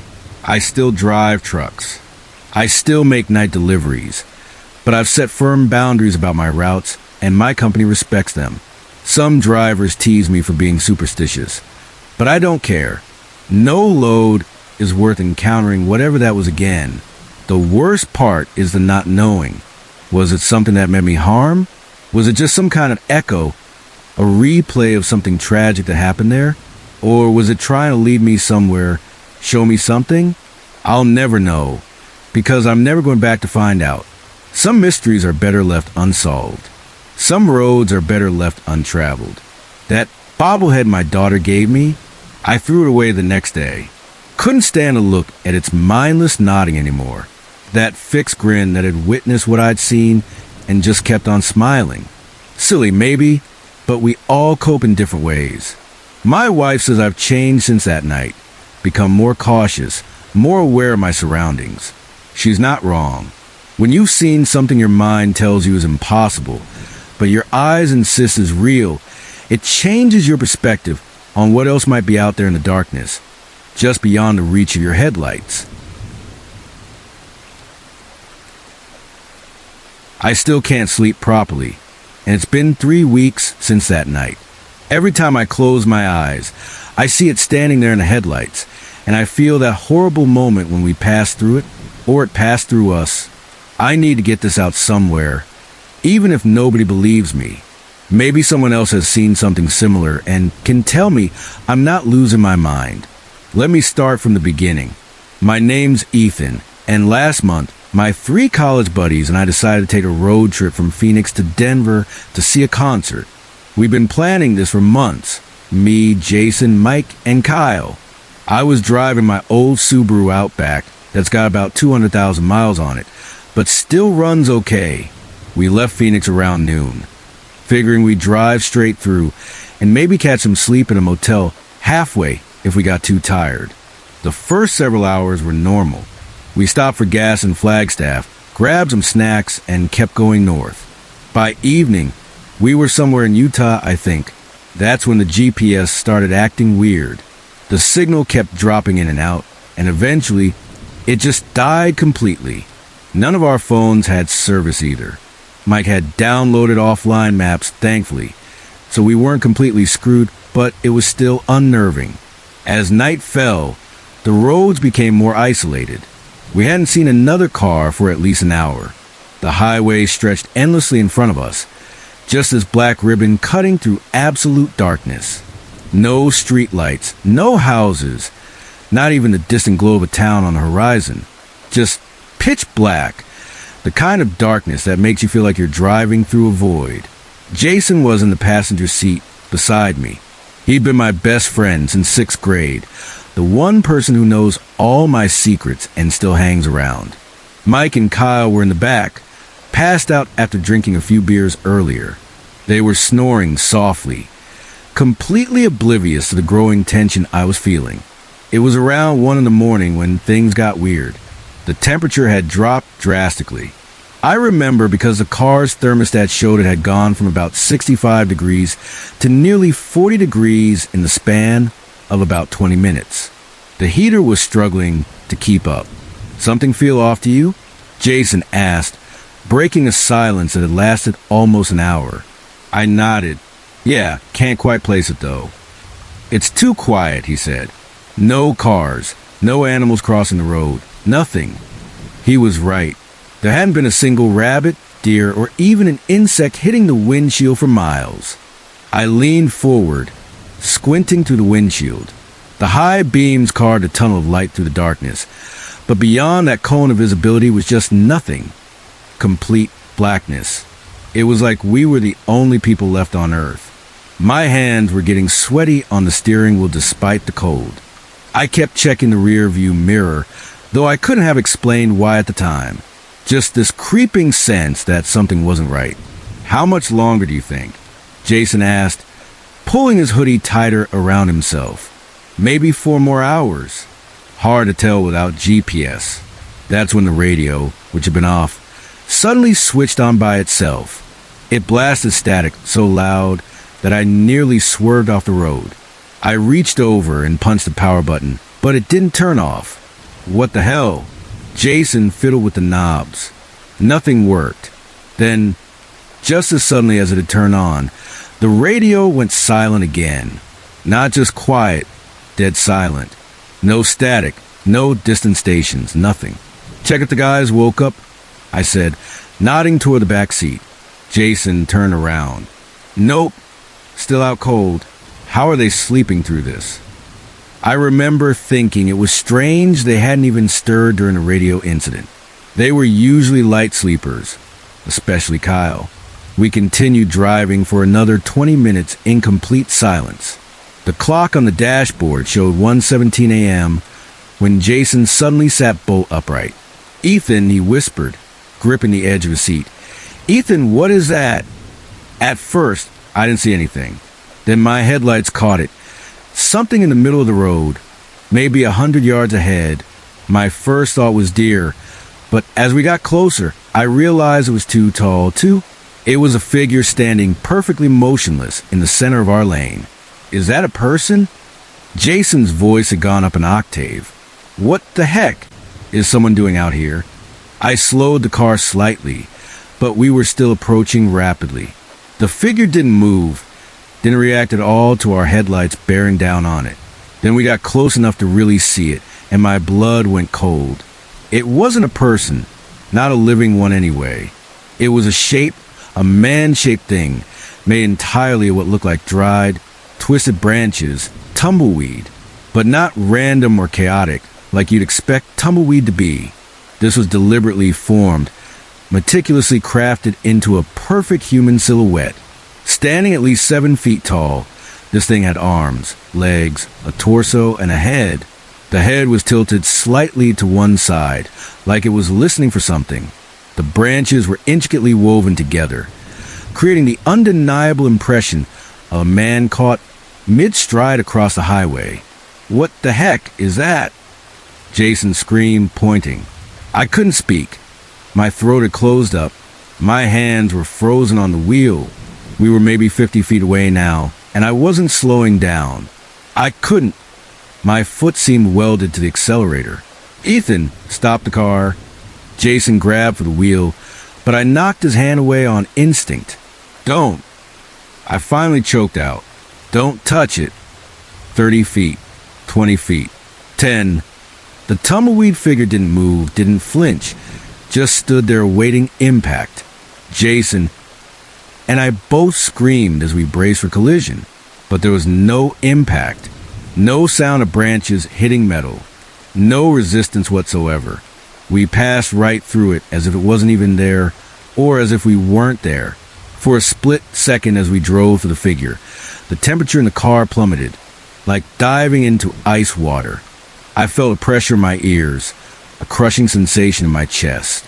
Jason later told me he experienced the same thing, the moment we passed through it. I instinctively looked up at the rear view mirror, expecting to see the tumbleweed man scattered across the highway behind us. But there was nothing. The road was empty. It's gone, I whispered, my voice shaking so badly I could barely form words. Did you see that? Tell me you saw that. Jason was hyperventilating beside me. What the heck just happened? What was that thing? I was about to answer when Jason twisted around to face the back seat. Guys, wake up. Did you see that? Mike stirred, lifting his head, groggy. See what? Why are you yelling? Kyle didn't even move. The tumbleweed man in the road. We just drove through it. Mike sat up, rubbing his eyes. What are you talking about? There's nothing out there. Are you serious? We just hit. went through a massive figure made of tumbleweed standing in the middle of the highway. Mike looked at Jason like he'd lost his mind, then at me. Ethan, what's he talking about? You didn't see it? I asked, my voice barely audible. The shape in the road, made of branches? Mike shook his head slowly. I was asleep until Jason started screaming. There's nothing out there, man. I pulled the car over to the shoulder, my hands shaking so badly that I could barely control the wheel. Once we stopped, I put the car in park and turned around fully to face Mike. Wake Kyle up, I said. Mike nudged Kyle, who grumbled and opened his eyes. What? Are we there? Did either of you see anything on the road? Anything strange at all? I asked, searching their faces for any hint of recognition. They both looked confused, then concerned. No, man, we were both asleep, Kyle said. What happened? You guys look like you've seen a ghost. Jason and I exchanged glances. How could they not have seen it? The thing had been directly in our headlights, plain as day. We need to get out of here, Jason said suddenly. Now, just drive, Ethan. I didn't argue. I put the car back in drive and pulled onto the highway, pushing the speedometer up to 80, then 90. No one spoke. Mike and Kyle exchanged worried looks in the back seat, clearly not believing us, but concerned by our obvious terror. After about 15 minutes of tense silence, Mike spoke up. Look, what exactly did you guys think you saw? Because there's no tumbleweeds in this part of the country. They're more of a Southwest thing. He was right, and that thought hadn't even occurred to me until then. We were in Utah. I'd never seen tumbleweeds here, especially not in this mountainous region. I know what we saw, Jason insisted, though his voice had a tremor to it. It was standing right in the middle of the road. And we drove through it, I added, like it wasn't solid or we weren't. Mike and Kyle were looking at us like we had both lost our minds. Maybe we had, but I know what I saw, what I felt. Check the front of the car when we stopped next, Kyle said after another silence. If you hit something, even if it was just dried plants, there'd be marks, right? Jason nodded. Good idea. We drove another hour before finding a 24-hour gas station. I pulled up to the pumps, and before I'd even turned off the engine, Jason was out of the car examining the front bumper and grill. There was nothing, not a scratch, not a single twig or leaf caught in the grill. Nothing to suggest we'd encountered anything at all. We filled up the tank and went inside to use the bathroom and grab more caffeine. The attendant, an older man with deep-set eyes and a scraggly beard, watched us curiously as we paid. You boys look like you've had a fright, he commented as I handed over my credit card. Something made me ask, you ever hear of anything strange happening on that stretch of highway back there about an hour east? The man's expression shifted subtly. What kind of strange? I don't know, apparitions? Weird figures. He was quiet for a long moment, then pushed my card back across the counter. That'll be $42.78. You boys be careful the rest of the way, you hear? I took that as my cue to leave, but as I turned away, he spoke again, voice lowered. Sometimes the desert shows you things that aren't there. Or maybe they are, just not in the way we understand. Either way, don't go looking for explanations. Just be grateful you're still driving. A chill ran down my spine. I nodded and left without another word. Back in the car, no one spoke for nearly 2 hours.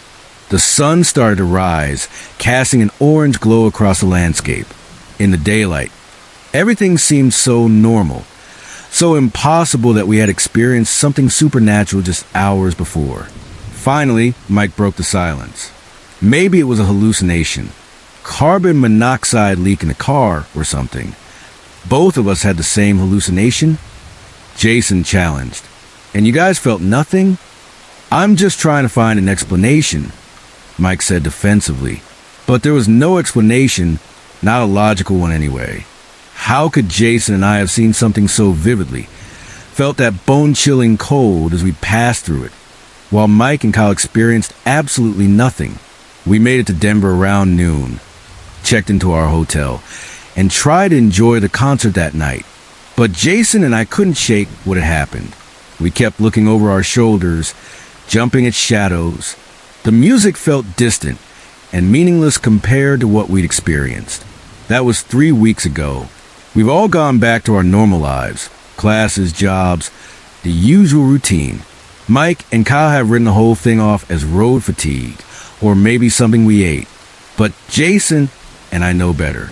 I researched desert phenomena, highway mirages, even supernatural manifestations, but found nothing that matches what I saw. The tumbleweed man wasn't a ghost in the traditional sense. It wasn't trying to communicate or scare us. It just existed for that brief moment in that specific place. But here's the thing that keeps me up at night. Since that trip, Jason and I have both experienced moments where we feel that same bone-deep cold wash over us. It lasts just a second, but it's unmistakable. And afterward, I always have a distinct sensation that something is watching me. I've also found small dried twigs in odd places. In my shoes in the morning, on my pillow, inside my locked car. Never more than one or two, but always twisted into unnatural angles. Jason called me yesterday, his voice barely above a whisper. Ethan, I think it followed us home. I'm writing this because I don't know what else to do. Has anyone else encountered something like this? A figure made of impossible materials, standing where it shouldn't be, that disappears without a trace? And more importantly, how do we make it stop? Because I swear, sometimes when I look in a mirror, I catch a glimpse of something in the reflection behind me. Something tall and still and watching. Something made of twisted, dry branches that shouldn't exist here. And I can't shake the feeling that we didn't pass through it that night. It passed through us.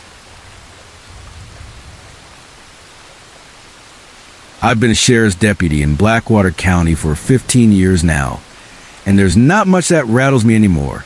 Domestic disputes, drunk drivers, even the occasional meth lab. That's just Tuesday around here.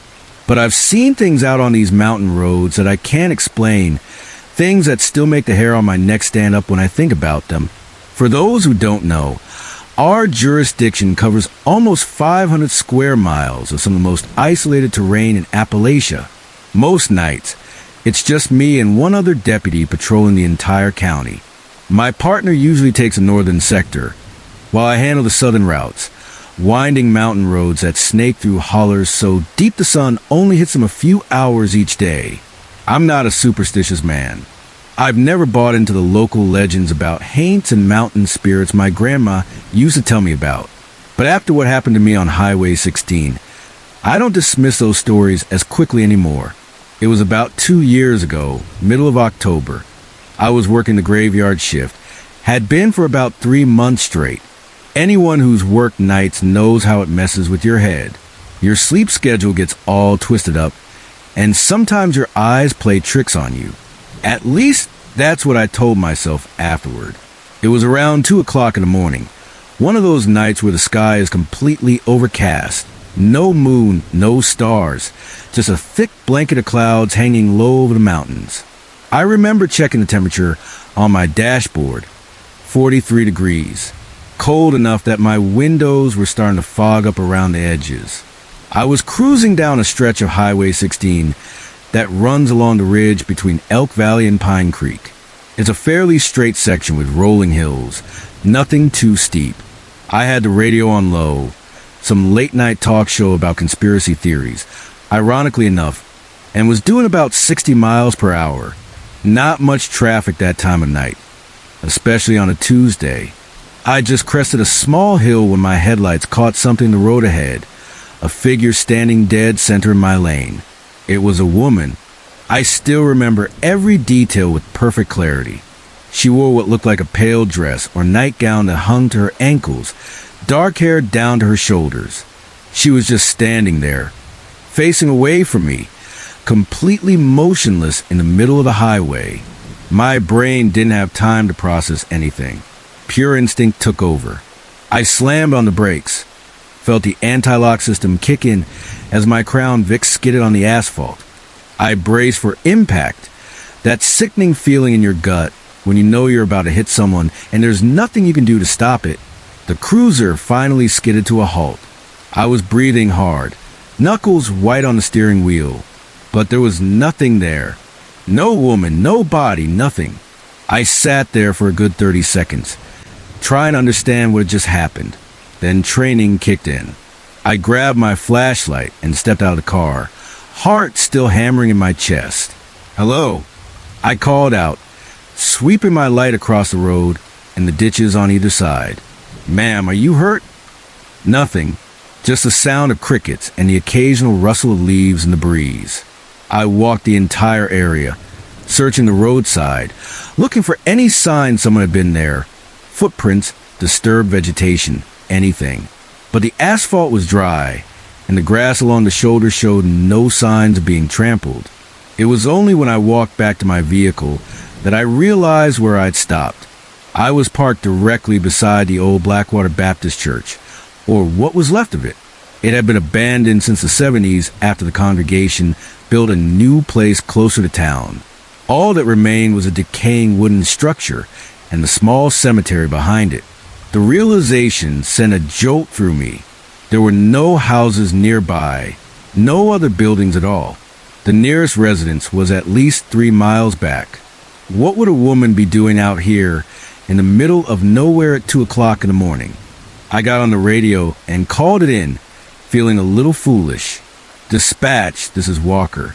I just had a near miss with pedestrian on Highway 16 near the old Baptist church. No contact made, but I can't locate the individual now. Requesting a second unit to help search the area." The dispatcher, Doreen, who's been working there longer than I've been alive, responded with a hint of concern in her voice. "Copy that, Walker. Jenkins is tied up with a traffic stop on 219. You okay out there?" "Yeah," I said, though I wasn't sure if that was true. "Just want to make sure nobody's hurt or stranded out here." "Roger that. Stay in radio contact." I spent the next hour combing the area, checked inside the church, walked through the cemetery, searched up and down the highway for half a mile in both directions. Nothing. No footprints. No disturbance, a thick layer of dust inside the church. It was like nobody had been there at all. Eventually, I had to admit defeat. I called in again, told Doreen I was resuming patrol, and pulled away from the church. But as I drove off, I couldn't shake the feeling of being watched. I kept checking my rear view mirror, half expecting to see that woman standing in the road behind me. For weeks afterward, I told myself it was just fatigue, maybe a deer that my tired brain had transformed into a human figure. But I know what I saw, and in my 15 years on the force, I've never mistaken an animal for a person. I didn't tell many people about it, not my wife, not my buddies at the station. Just filed it away as one of those unexplainable things you encounter when you spend enough time alone on dark roads. Until last month, when something even stranger happened. I was working another night shift, cruising the same southern sector. It was around 1:30 in the morning. Clear night this time, with a half moon providing enough light to see the outlines of the mountains against the sky. I was approaching the four-way intersection at Old Mill Road and County Route 33. Locals call it Crossroads Junction. It's a completely rural crossing. No street lights, no businesses, just forest on all four corners and a single stop sign for traffic coming off Old Mill. As I got within about a quarter mile of the intersection, I noticed a pair of headlights sitting stationary on Route 33, facing my direction. Not unusual in itself. Could be someone pulled over checking directions, or maybe a couple of teenagers looking for a secluded spot. Department policy is to check on any vehicle stopped in a remote area after midnight. So I slowed down, intending to pull alongside and make sure everything was okay. That's when things got weird. When I was about 150 yards away, the headlights suddenly went off. Complete darkness. I figured they'd see my patrol car and decided to move along. But then I realized I couldn't see the outline of a vehicle, even with the moonlight. Before I could process this, the lights came back on, but they weren't in the same position. They were higher, much higher, maybe 10 or 12 feet off the ground. No vehicle I know of sits that tall, not even the biggest jacked-up trucks we get around here. And then as I watched, the two headlights seemed to merge into one brilliant white light, much brighter than before. It hung there for maybe 3 seconds, illuminating the trees around the intersection with an intense white glow. I hit my brakes, trying to make sense of what I was seeing. The moment I registered that something wasn't right, the light vanished.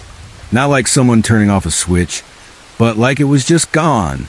One instant it was there, blinding me, and the next there was nothing but darkness. I switched on my light bar and hit the gas, covering the remaining distance to the intersection in seconds. When I got there, the junction was completely empty. No vehicle, no equipment, nothing that could have produced those lights.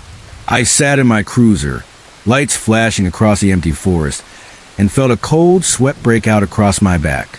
There was no way, absolutely no way, that anything could have left that intersection without me seeing it. Route 33 stretches straight, for at least half a mile in both directions from that junction. Old Mill Road is narrow and winding, but even if a vehicle had turned onto it, I would have seen taillights disappearing into the trees. There was nowhere for anything to hide. I got out and walked the entire intersection with my flashlight. The ground was slightly damp from rain earlier in the day, but there were no fresh tire tracks, no footprints, nothing disturbed at all. I keyed my radio but hesitated. What was I going to say? That I'd just seen mysterious floating lights that disappeared into thin air? That would earn me a drug test and probably a psych evaluation too. Instead, I reported checking an abandoned vehicle that was gone on arrival. Technically not a lie. There had been lights, and whatever caused them was definitely gone.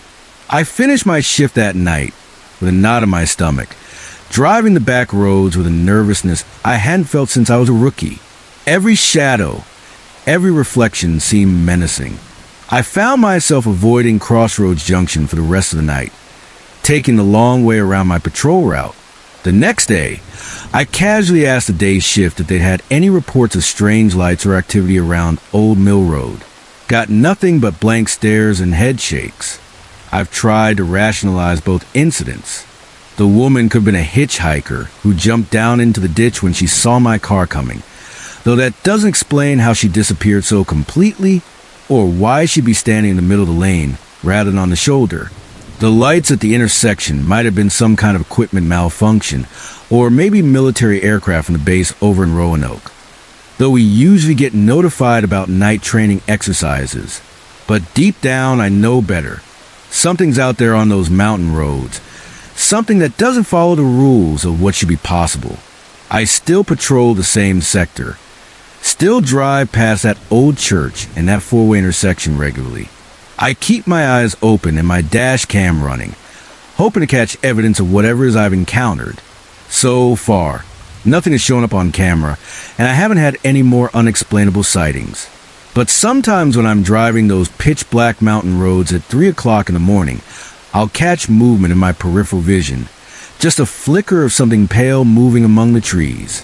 And I'll remember that woman in the road and those impossible lights, and I'll push my speed just a little faster, hoping to outrun whatever it is that seems to be watching from the darkness. I don't know what's out there in these mountains.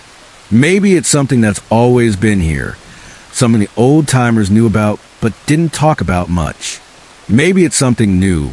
All I know is that these mountains keep their secrets. And sometimes on those long night shifts when the radio's quiet and the fog settles in the valleys, I get the feeling that I've only glimpsed the surface of what's really out there. I still don't believe in ghosts, not exactly, but I believe in what I saw. And whatever it was, it wasn't anything I was trained to deal with at the academy. So, if you're ever driving through Appalachia late at night and see a woman standing in the road or lights that don't behave like they should, don't stop. Don't investigate. Just keep driving until you're back in civilization. Some things are better left alone.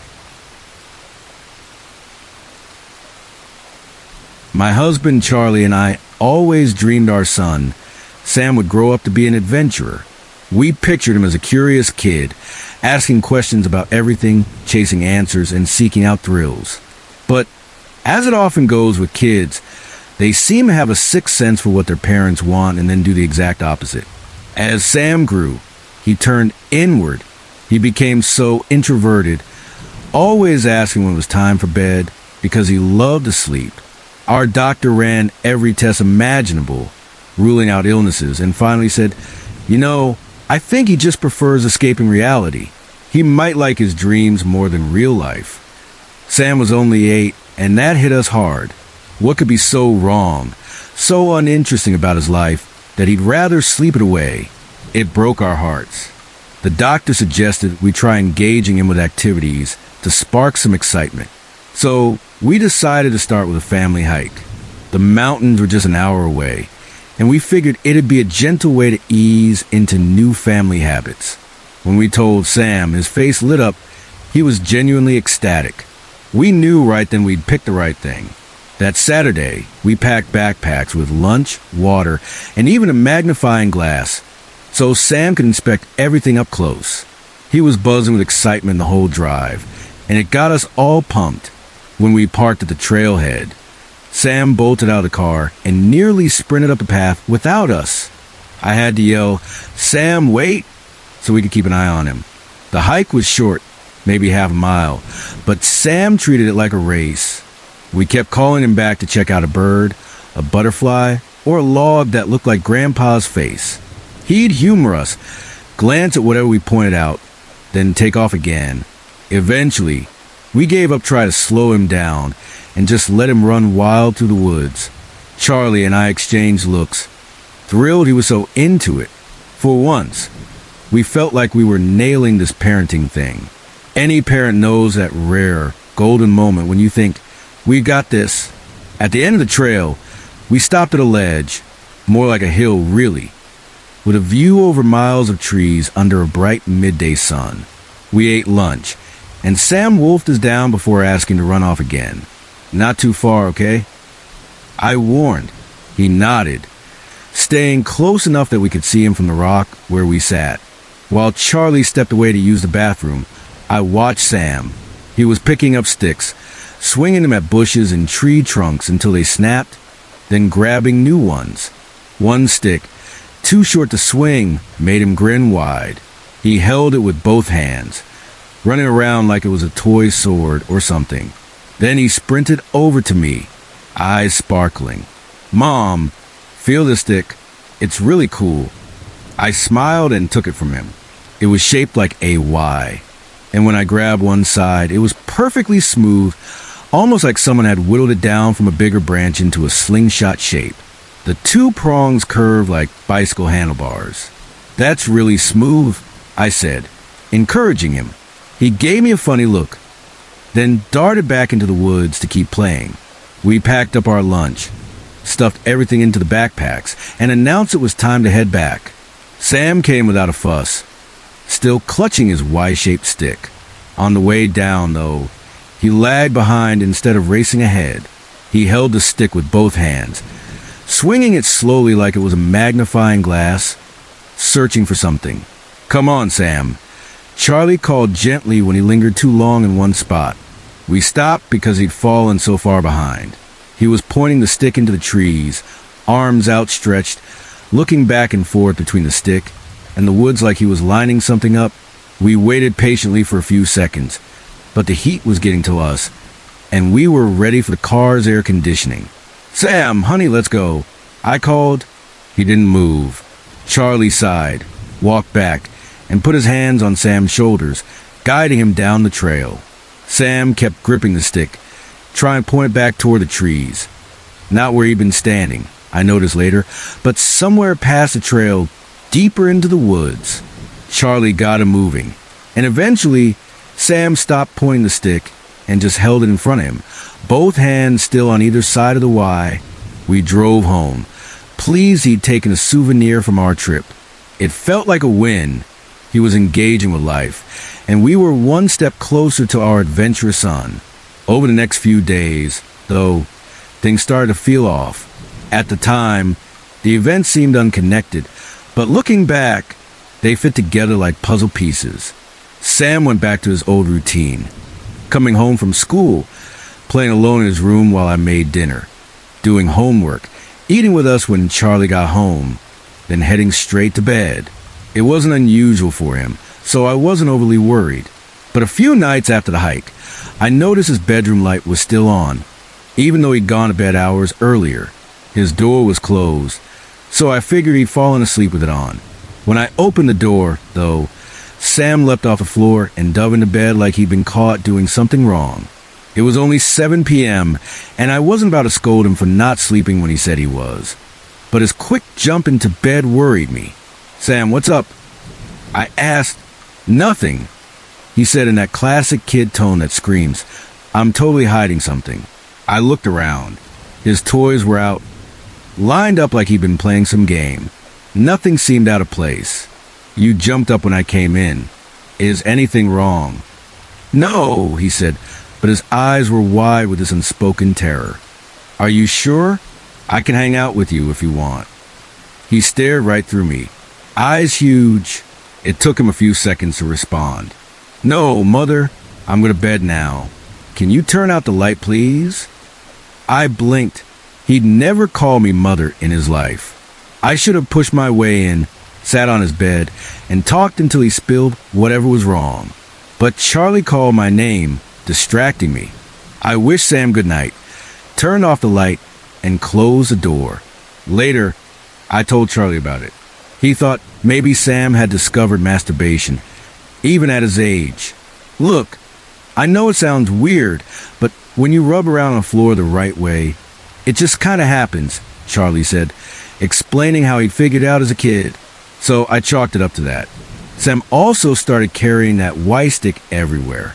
At dinner, he kept it on the table until I told him sticks don't belong there, so he moved it to the chair beside him. He took it to bed, keeping it next to his pillow, and even brought it to school. I tried to fight him on that once, but he insisted it was for show and tell. When I was about to put my foot down, he looked like he'd cry if I made him leave it.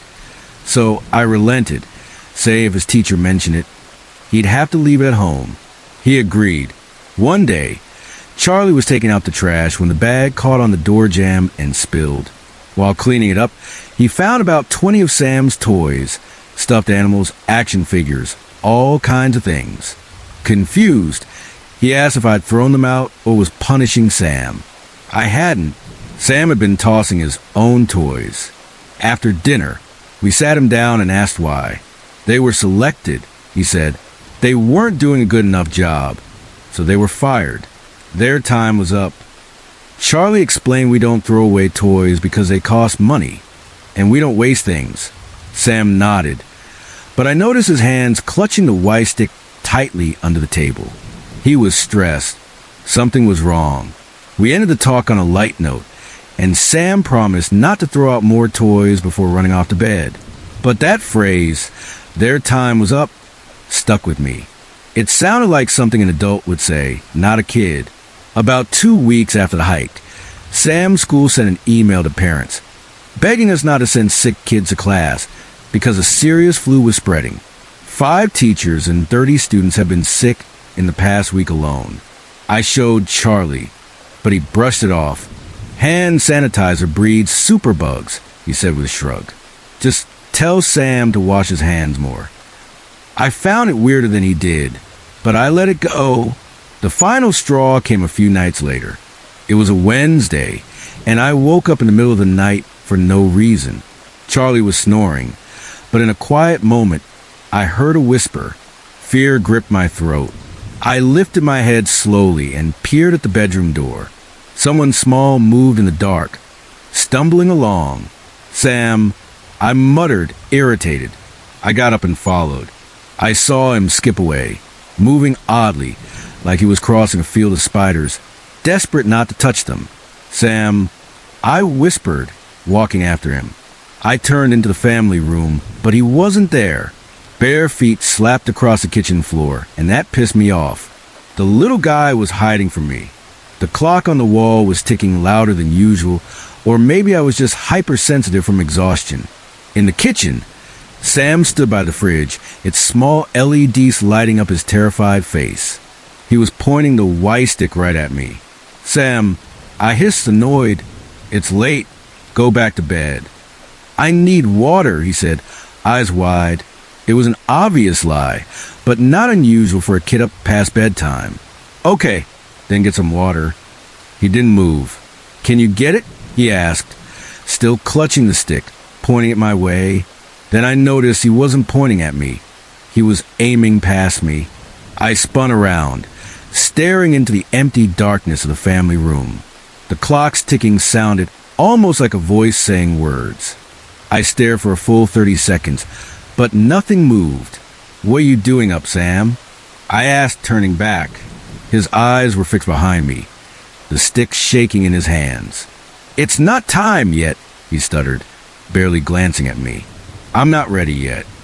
For a second, I wondered if he was pretending to sleepwalk or maybe actually sleepwalking. Then tiredness made me irritable. Sam, it's time for bed. I insisted, walking toward him.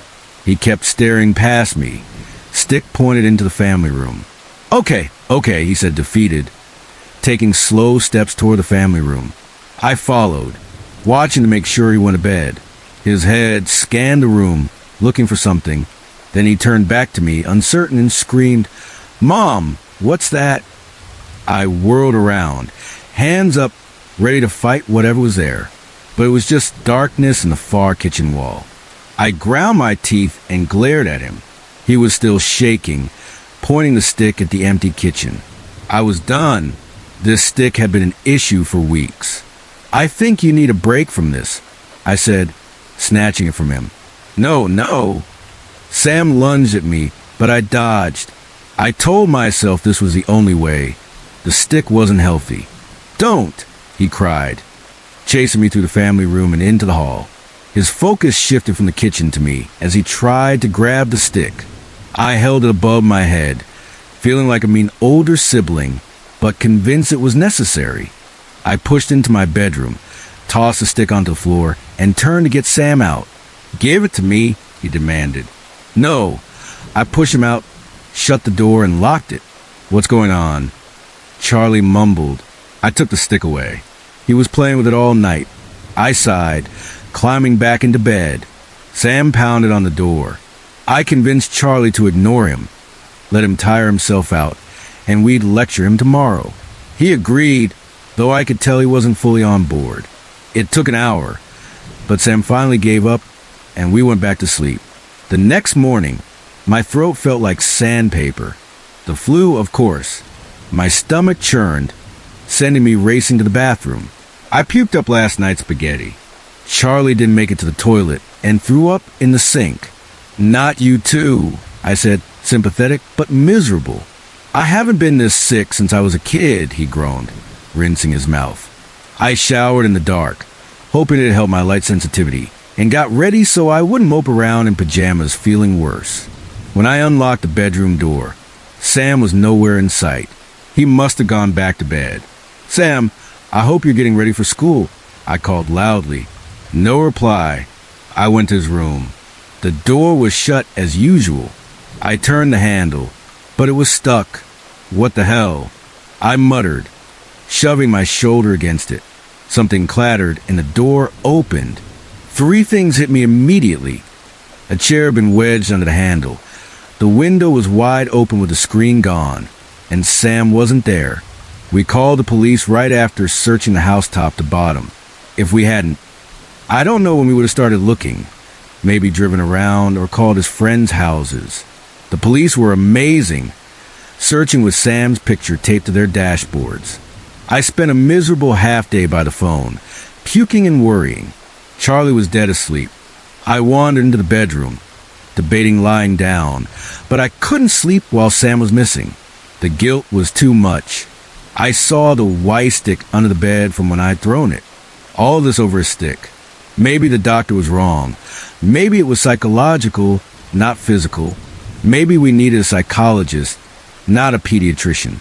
To stay awake, I searched the house again, carrying the stick. Sam, I called loudly, walking to the family room and kitchen toward the stairs. Maybe he was in the storage room downstairs, hiding behind boxes. Sam, I have your stick. I'm sorry I took it. Please come out. Mommy's really worried. You're not in trouble." Halfway down the stairs, I thought I heard a faint reply, but the words were unclear. "Sam!" I cried, spinning around, tried to tell if it came from upstairs or down. Out corner of my eye, I saw a leg dart around the corner toward the storage room. I sped down, turned the corner, and found the door closed. I tried the handle, but it was blocked. "Sam! Honey, open the door, please," I pleaded, grabbing the key from the door frame. When he didn't, I unlocked it. The door popped open to a pitch-black storage room. It was windowless, housing our water heater, HVAC controls, and shelves Charlie built for seasonal decorations, camping gear, and extra food and water. "Sam," I said quietly, feeling uneasy. Something about the room was off. "How does the clock tick, Mother?" Sam's voice came from somewhere inside. I froze. Mother again. The hair on my neck stood up. Something was very wrong. "Sam, come out now," I stammered. I stepped toward the center, where a string hung from a single bulb. The light from the doorway didn't reach far enough. Holding the stick in one hand, I reached for the string with the other, but couldn't find it in the dark. Suddenly, the door slammed shut. At that exact moment, my hand brushed long, greasy hair at shoulder height. Sam wasn't that tall. I yelped, jumping back, startled by the door and the hair. Sam giggled from the left, along the wall. "Am I right?" he said. "What else was in here?" I was paralyzed, unable to see. My phone was upstairs, no flashlight. The ceiling light was somewhere ahead, the door behind. Every time I reached out, I remembered the greasy hair and recoiled. "Charlie," I called, hoping he'd hear. Sam spoke again, his voice like the clocks ticking from the night before, a faint, layered sound. My throat burned with bile. I swallowed hard and reached for the string again. It brushed my hand, and I jumped before realizing it wasn't hair. I grabbed it and yanked. The bulb buzzed to life. Something moved to my right. I screamed when I saw it. White and black, a deer skull with stringy hair draped over it, darting behind me. In absolute terror, I squeezed my eyes shut, frozen like an ostrich, hoping it didn't see me. I started sobbing, wanting to run for the door, but too scared to open my eyes. "Mommy," Sam called from my left. I didn't respond, crying too hard. "Mommy, help, I'm stuck." Slowly, I peeked through one finger. Sam was huddled on the top shelf, wearing his favorite shirt and jeans. I couldn't see his face. "Come down and let's go," I whispered. "I can't. It's going to get me," he whimpered. I fought the terror, stepping toward the shelf, eyes still half covered. When I reached it, I closed my eyes fully and held up my arms. "Climb into my arms, Sam. I'll get you down and we'll get your dad." "I'm stuck. My shirt's caught," he cried. Okay, I said, trying to stay brave. "Guide my hand to where it's caught." I refused to open my eyes. "Reach here," he said, and I felt him shift. I reached over him, and my hand hit tangled, greasy hair. My eyes snapped open in shock.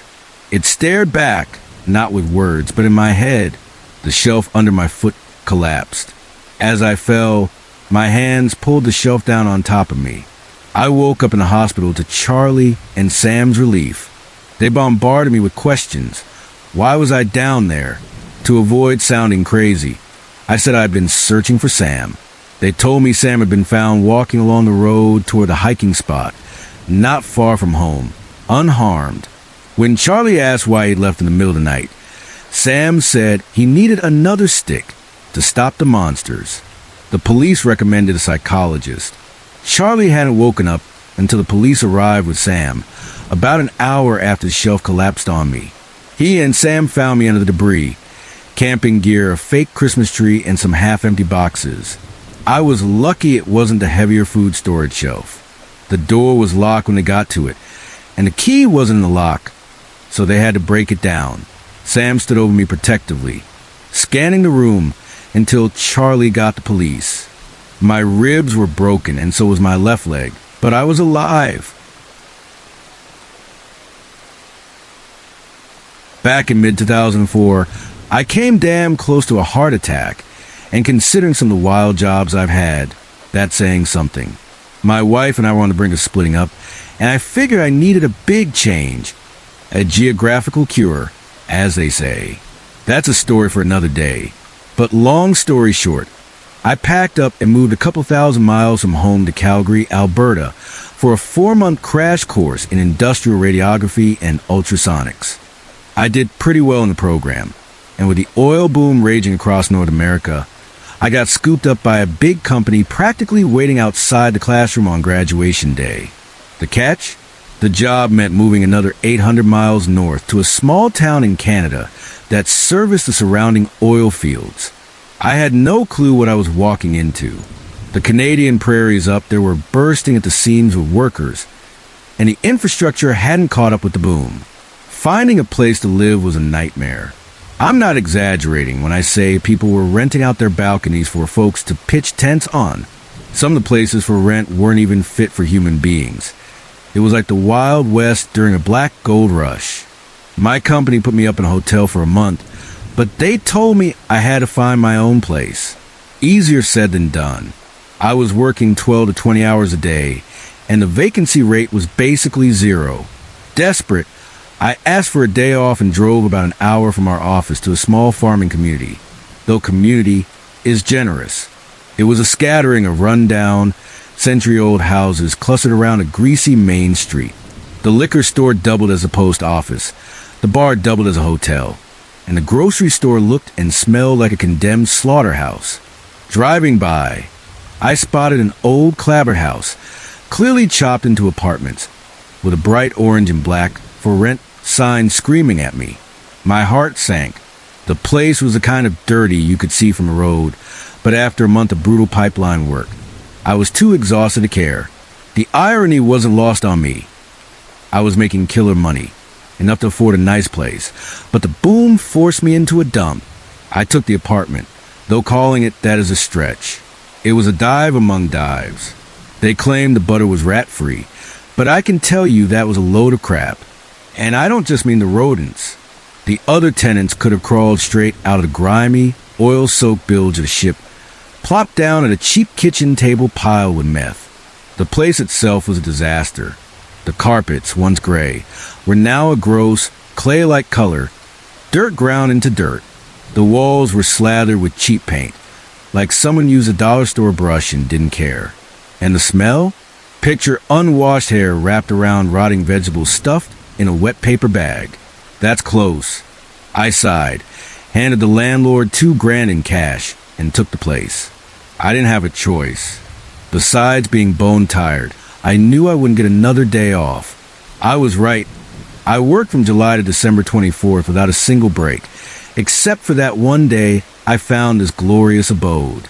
I'd arranged for a Sears bed to be delivered that morning, and I dragged the queen mattress across the grimy kitchen floor into a so-called bedroom, a space carved out with flimsy wood paneling.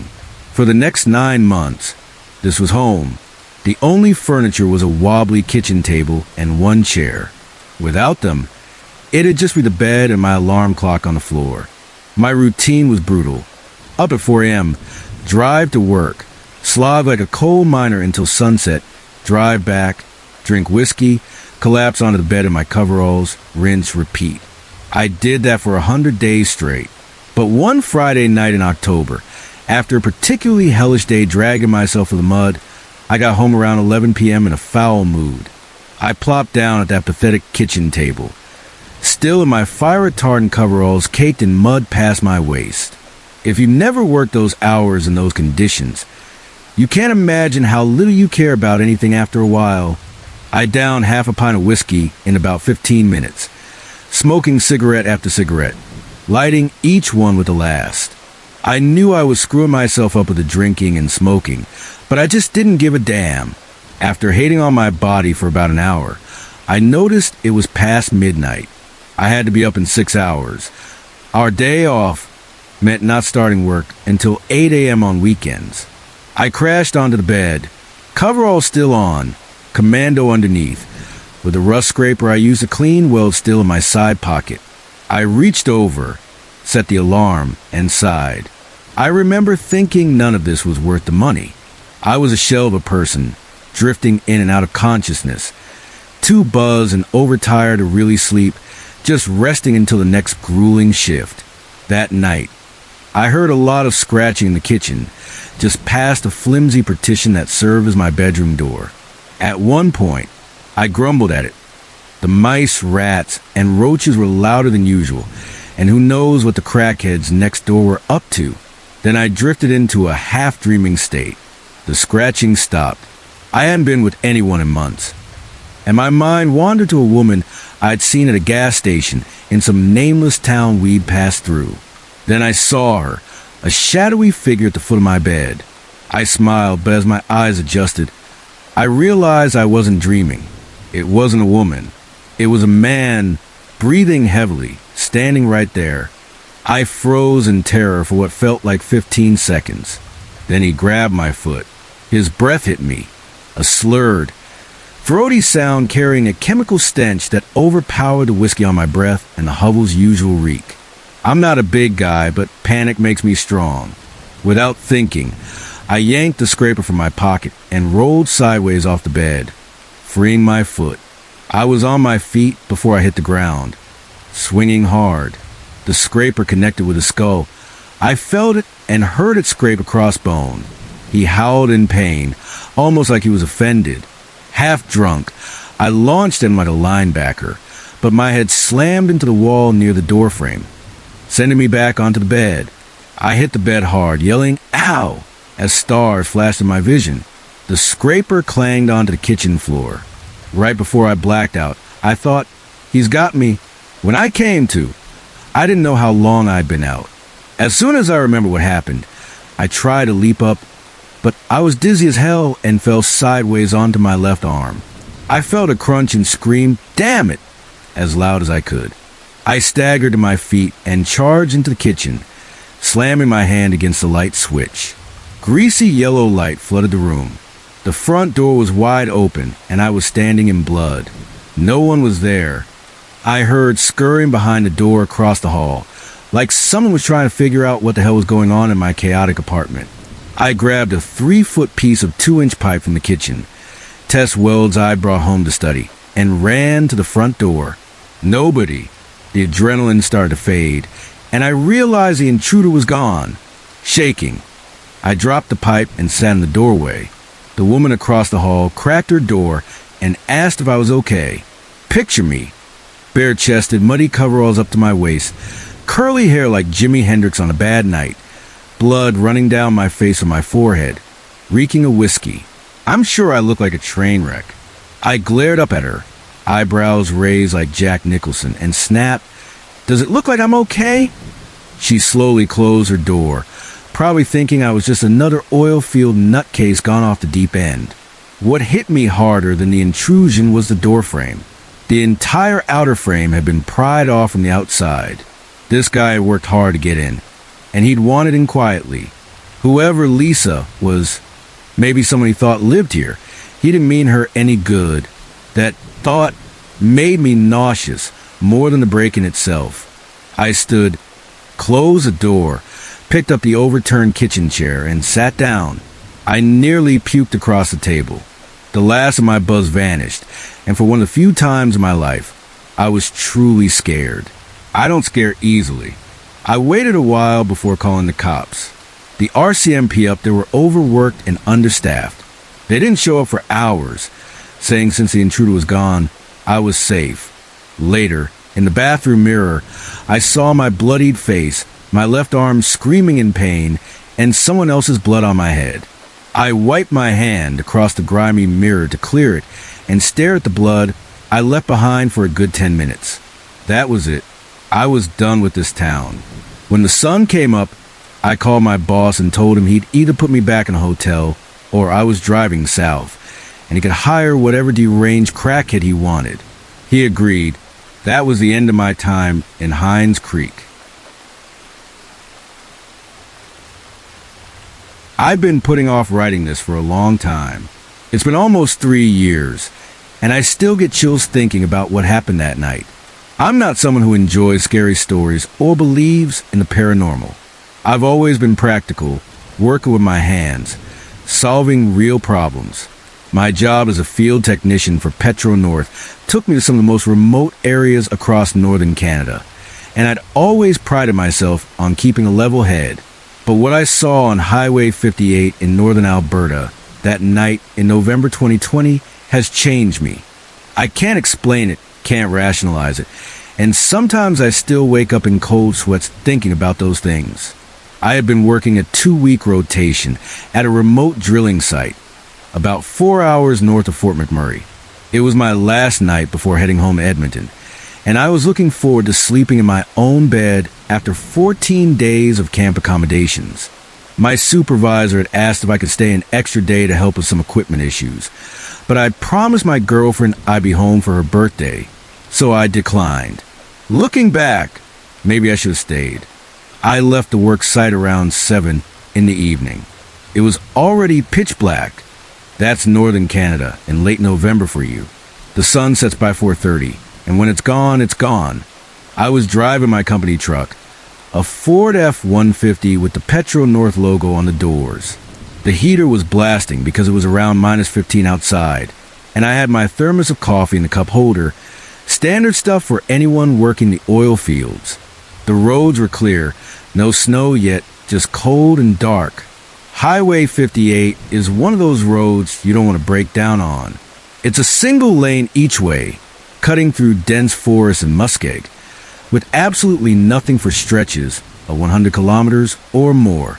No houses, no gas stations, not even other industrial sites for vast distances. Just wilderness. I'd driven it dozens of times before, but always during daylight hours. This was actually my first time driving it at night, and I remember thinking how incredibly dark it was. My high beams carved a tunnel of light through absolute blackness. The trees on either side of the road were just silhouettes, and beyond them was nothing but void. The radio kept cutting in and out because of the remoteness, so eventually I just shut it off and drove in silence. Around 9:30, I was about halfway to Fort McMurray, still with a solid 2 hours of driving ahead of me. I hadn't seen another vehicle for at least 45 minutes. The monotony of the drive was getting to me, so I rolled down the window for a moment to let the cold air wake me up. It was brutally cold, but crisp and clean in that way that only northern air can be. I took a few deep breaths, rolled the window back up, and refocused on the road. That's when I saw it. At first, I thought my eyes were playing tricks on me. About 100 meters ahead, illuminated by my high beams, was something in the middle of my lane. My first thought was moose. They're common up there, and hitting one at highway speed is often fatal for both the animal and the driver. I immediately hit the brakes, not slamming them, but firmly enough that the ABS engaged. As I got closer, slowing from 100 kilometers per hour down to maybe 40, I realized it wasn't a moose. It wasn't a bear either. It was wrong. It stood about 6 feet tall on 4 legs, approximately the size of a large moose. But that's where any similarity to a normal animal ended. It was completely black. And I don't mean dark brown or even the black of a bear's fur. I mean absolutely, utterly black. It absorbed my headlights without reflecting anything back. No eyes shining in the dark. No hint of fur or skin texture. Just a perfect silhouette, like someone had cut a hole in reality. I brought the truck to a complete stop about 15 feet away from it. My hands were gripping the steering wheel so hard my knuckles had gone white. The thing didn't move. It just stood there, this impossible shape that didn't belong in our world. Then I noticed movement in my peripheral vision. I glanced the right ditch, and my blood turned to ice. Another identical shape was standing there. Then I looked left, 2 more. I frantically checked my mirrors and saw at least 2 additional shapes behind me. 5 or 6 of these things had surrounded my truck. During those few seconds, I'd been focused on the one blocking the road. They didn't move like animals. They didn't sniff the air or paw at the ground or make any sounds.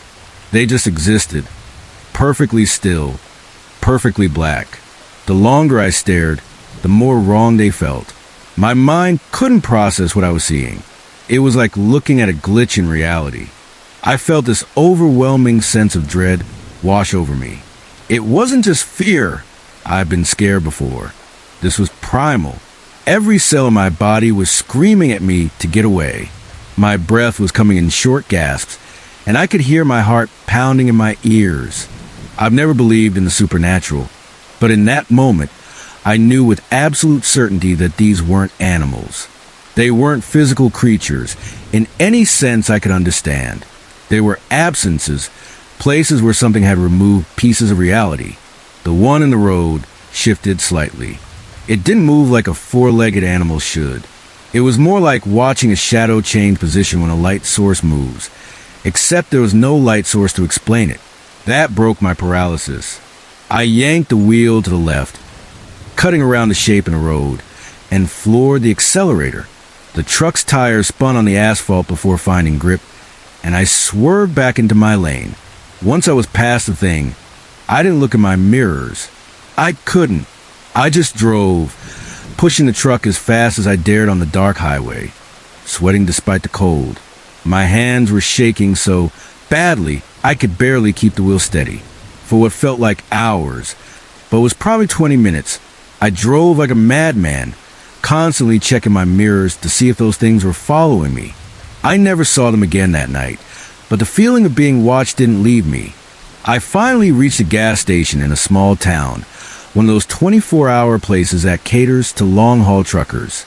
I pulled in and just sat there for a while, engine running, tried to make sense of what I'd seen.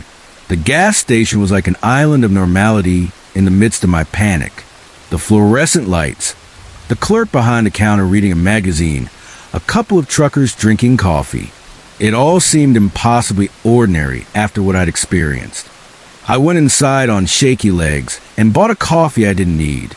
I must have looked like hell because the clerk asked if I was all right. I mumbled something about being tired and almost hitting a moose. It was easier than trying to explain what I'd actually seen. I sat in my truck for another half hour, sipping the coffee and trying to rationalize what had happened. Sleep deprivation? I'd had a normal night's sleep at camp, and it wasn't even that late. Hallucination? I'd never experienced anything like that before, and I wasn't on any medication. Some strange atmospheric phenomenon, maybe? But that wouldn't explain the overwhelming sense of dread I'd felt. The rational part of my brain kept trying to come up with explanations, but deep down, I knew I'd encountered something that defied explanation, something that shouldn't exist in our world. I eventually continued driving to Fort McMurray, checking into a motel instead of pushing on to Edmonton as I planned. I couldn't face another minute on those dark highways. I called my girlfriend and made up a story about equipment problems delaying me. I barely slept that night, and when I did, I dreamed of those black shapes standing around my bed, watching me with eyes I couldn't see. The next morning, in daylight, I tried to convince myself I'd imagined the whole thing.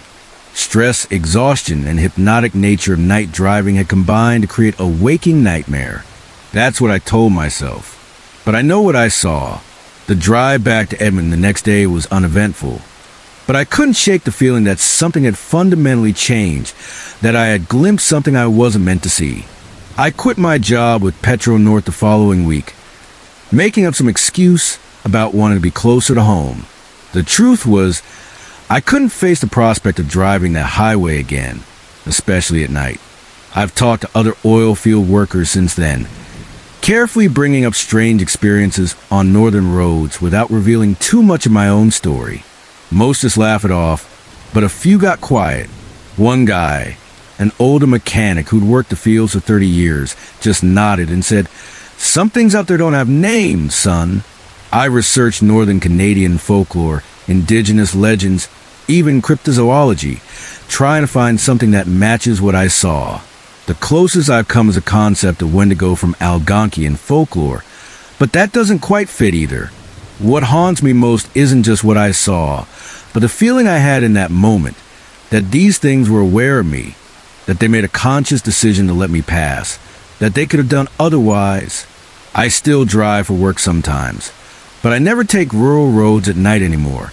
I've got a different job in the city now, and I've mostly convinced myself that what happened was some kind of waking dream or strange natural phenomenon.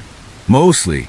But sometimes when I'm driving home late and pass through a particularly dark stretch of road, I find myself checking my mirrors more often, and sometimes just for a split second, I think I see something impossibly black moving at the edge of my headlights' reach. I don't know what those things were. I don't know if they're still out there on Highway 58, waiting in the darkness. I don't know if they're spreading, moving south along the highways and forest roads, closer to population centers. But I know what I saw that night wasn't this world, and I know they let me go. I haven't been back to northern Alberta since, and I never will. I never believed in ghosts until we moved to Elmwood. My parents were so excited about the house. A steal, they kept saying. A century-old Victorian with gorgeous woodwork, original hardwood floors, and more space than we'd ever had in the city. Mom kept going on about the charm and character, while my dad was already planning where to plant his vegetable garden. My brothers and I were just happy about having our own rooms for the first time. What they didn't emphasize was why it was such a bargain. I was 15 when we moved in, during the summer of 1998, and I remember overhearing bits of adult conversations at the realtor's office. Words like unfortunate history and full disclosure that made my stomach twist. But my parents brushed it off when I asked, saying, "Old houses always have stories." It wasn't until after we'd signed the papers that our neighbor, Mrs. Hensley, filled us in over the fence. The Carmichaels had been the previous owners, apparently a nice, normal family, until tragedy struck. Their 8-year-old daughter, Lily, had been climbing the massive oak tree in the front yard, lost her grip, fell, and died instantly. Her father couldn't cope with the guilt and grief. About a month after her funeral, he locked himself in his study for 3 days. When they finally broke down the door, he wasn't there. They found him hanging from the oak tree in the backyard the next morning. Mrs. Hensley told us this with a strange mix of gossipy excitement and genuine sadness, while my mother's face got paler and paler. "Just thought you should know, dear," she'd said, patting Mom's arm. "Some people say they can still feel them here, but I'm sure it's nothing." Mom tried to hide how much it bothered her, but I caught her staring at both trees more than once, her eyes distant. The trees couldn't be cut down. Some historical preservation nonsense about them being over 200 years old. The front yard oak was magnificent, with sprawling branches that seemed to hug the sky. The backyard tree, we all just called it the other tree, was completely dead. Not a single leaf, just bare, twisted branches reaching up like bony fingers. My little brother, Jake, got the room that used to be Mr. Carmichael's study. My parents had renovated most of the house, painting over the dark with paneling with bright whites and blues, replacing heavy curtains with light, airy ones. But that room, for some reason, they left almost untouched. The built-in bookshelves, the heavy wooden desk, even the oriental rug stayed. They just added Jake's race car bed and toys, which looked bizarrely out of place against the somber backdrop. My older brother Michael's room was directly above mine, but he was away at college most of the time. His window had the best view of the backyard and that tree. The first few weeks were normal. We were busy unpacking, exploring the town, meeting neighbors. I even made friends with a girl down the street named Amber, but then things started happening. Small things at first, so small you could easily explain them away. Doors would be open that I knew I'd closed, especially Michael's room. I'd walk by and notice the door slightly ajar, even though no one had been in there for weeks. I'd close it, only to find it open again the next day. My mom blamed it on the house settling or drafts, but interior doors don't just swing open from a draft. One afternoon in late September, I was home alone, doing homework in the living room. Our 2 golden retrievers, Max and Buddy, were sprawled at my feet, when suddenly they both lifted their heads, ears perked. Max let out a low growl, staring toward the hallway. I froze, listening. The house was completely silent. "Hello?" I called out, feeling stupid immediately after. No answer, just the ticking of the grandfather clock in the foyer. The dogs got up and moved to the front door, whining to go out. It was unusual. They normally love lounging in the backyard, but lately they've been reluctant to go out there, sticking to the front yard instead. I let them out front and went back to my homework, but couldn't concentrate. I kept feeling like something was watching me. When I looked up, I swore I saw a movement out of the corner of my eye, like someone had just ducked out of sight down the hallway. My heart pounding, I got up to check. The hallway was empty, but Michael's door was wide open again. I stood there staring at it when a cold draft washed over me. It was so sudden and localized that goosebumps raised on my arms. The air in that spot felt at least 10 degrees colder than the rest of the hallway. I backed away and decided to wait for my parents on the front porch. That night at dinner, I tried telling them about it.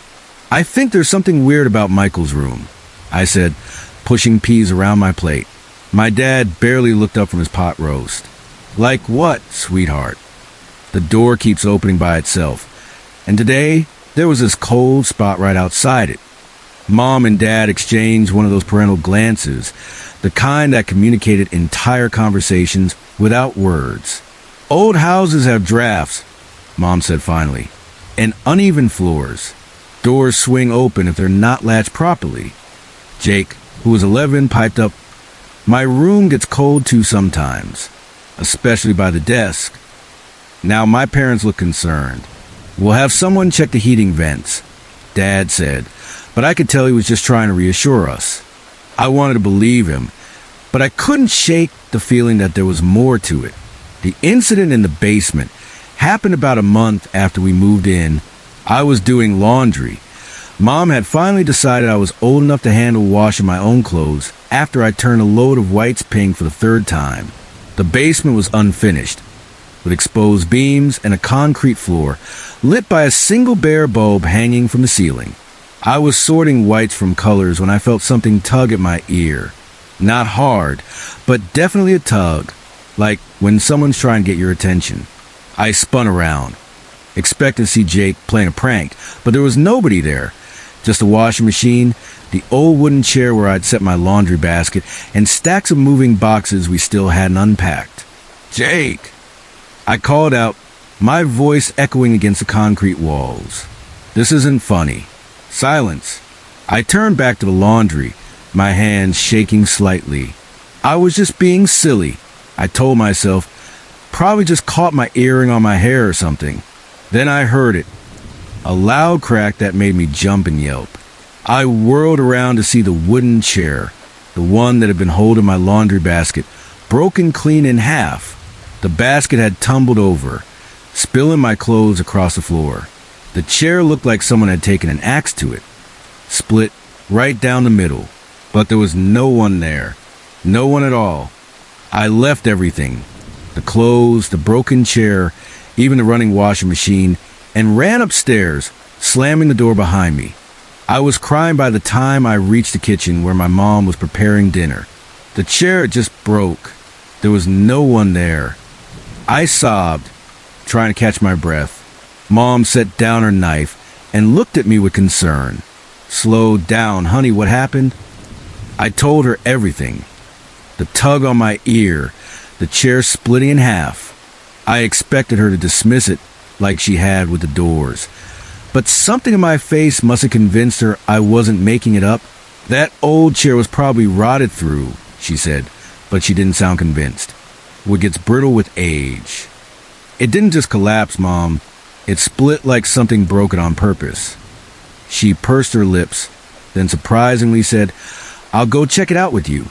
We went down together, and sure enough, the chair was broken exactly as I'd left it. Mom examined it, turning over the pieces in her hands. "This is strange," she admitted. "The wood isn't rotted. It's solid oak." She ran her fingers along the break. It's like it was snapped. That night, I couldn't sleep. I kept hearing cracks and groans throughout the house. Normal old house noises. I tried to tell myself, but every sound made me pull the covers tighter around me.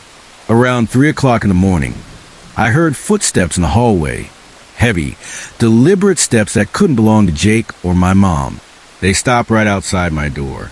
I held my breath, staring at the doorknob, certain it was about to turn. But after what felt like forever, the footsteps continued on, heading toward the stairs. I didn't move until morning. At breakfast, I asked if anyone had been up walking around during the night. Everyone shook their heads. I heard footsteps. I insisted, right outside my door. It was probably just the house settling. Dad said the same explanation for everything, but he looked troubled. Jake spoke up again. I hear someone walking in my room sometimes, and my toy soldiers keep getting rearranged. Now Mom looked alarmed. What do you mean, rearranged? I lined them up on the desk before bed, but in the morning they're in different positions. Sometimes they're all facing the window that faced the backyard, the dead tree. That afternoon, Amber came over. We were sitting on the front porch swing, drinking lemonade and talking about school, when she suddenly stopped mid-sentence, her eyes fixed on something over my shoulder. "Did you know there's a little girl in your front yard?" she asked casually. I turned so fast, I spilled lemonade on my shorts. "What? Where?" "Right there, by the big tree. She was just standing there watching us. But she's gone now." Amber squinted. "Weird. She was just there." My blood ran cold. What did she look like? Blonde pigtails. Old-fashioned looking dress. Kind of like Little House on the Prairie style, you know? She laughed. "Maybe you guys have a little neighbor I haven't met." I didn't tell her about Lily Carmichael. I couldn't make my mouth form the words. That night, I couldn't sleep again. Around midnight, I heard a sound from outside that made my skin crawl. Laughter. A child's laughter, high and clear, coming from the front yard. I crept to my window and peered out. The moon was nearly full, casting enough light to see the front yard clearly. There, beneath the sprawling oak, was a small figure in a white dress. She was skipping around the trunk, her blonde pigtails bouncing. As I watched, frozen in horror and fascination, she stopped, looked directly up at my window, and waved. I stumbled back, heart racing. When I gathered the courage to look again, she was gone. I didn't tell anyone about seeing her. How could I without sounding crazy? But over the next few weeks, I heard that laughter often, always from the front yard, always at night. Sometimes during the day, too. I catch glimpses of movement near that tree out of the corner of my eye. Never when I look directly. Only in my peripheral vision. A flash of white. A blur of blonde hair. The backyard was different. No laughter there. No playful child. Instead, there was a heaviness in the air. A sense of being watched with malevolence.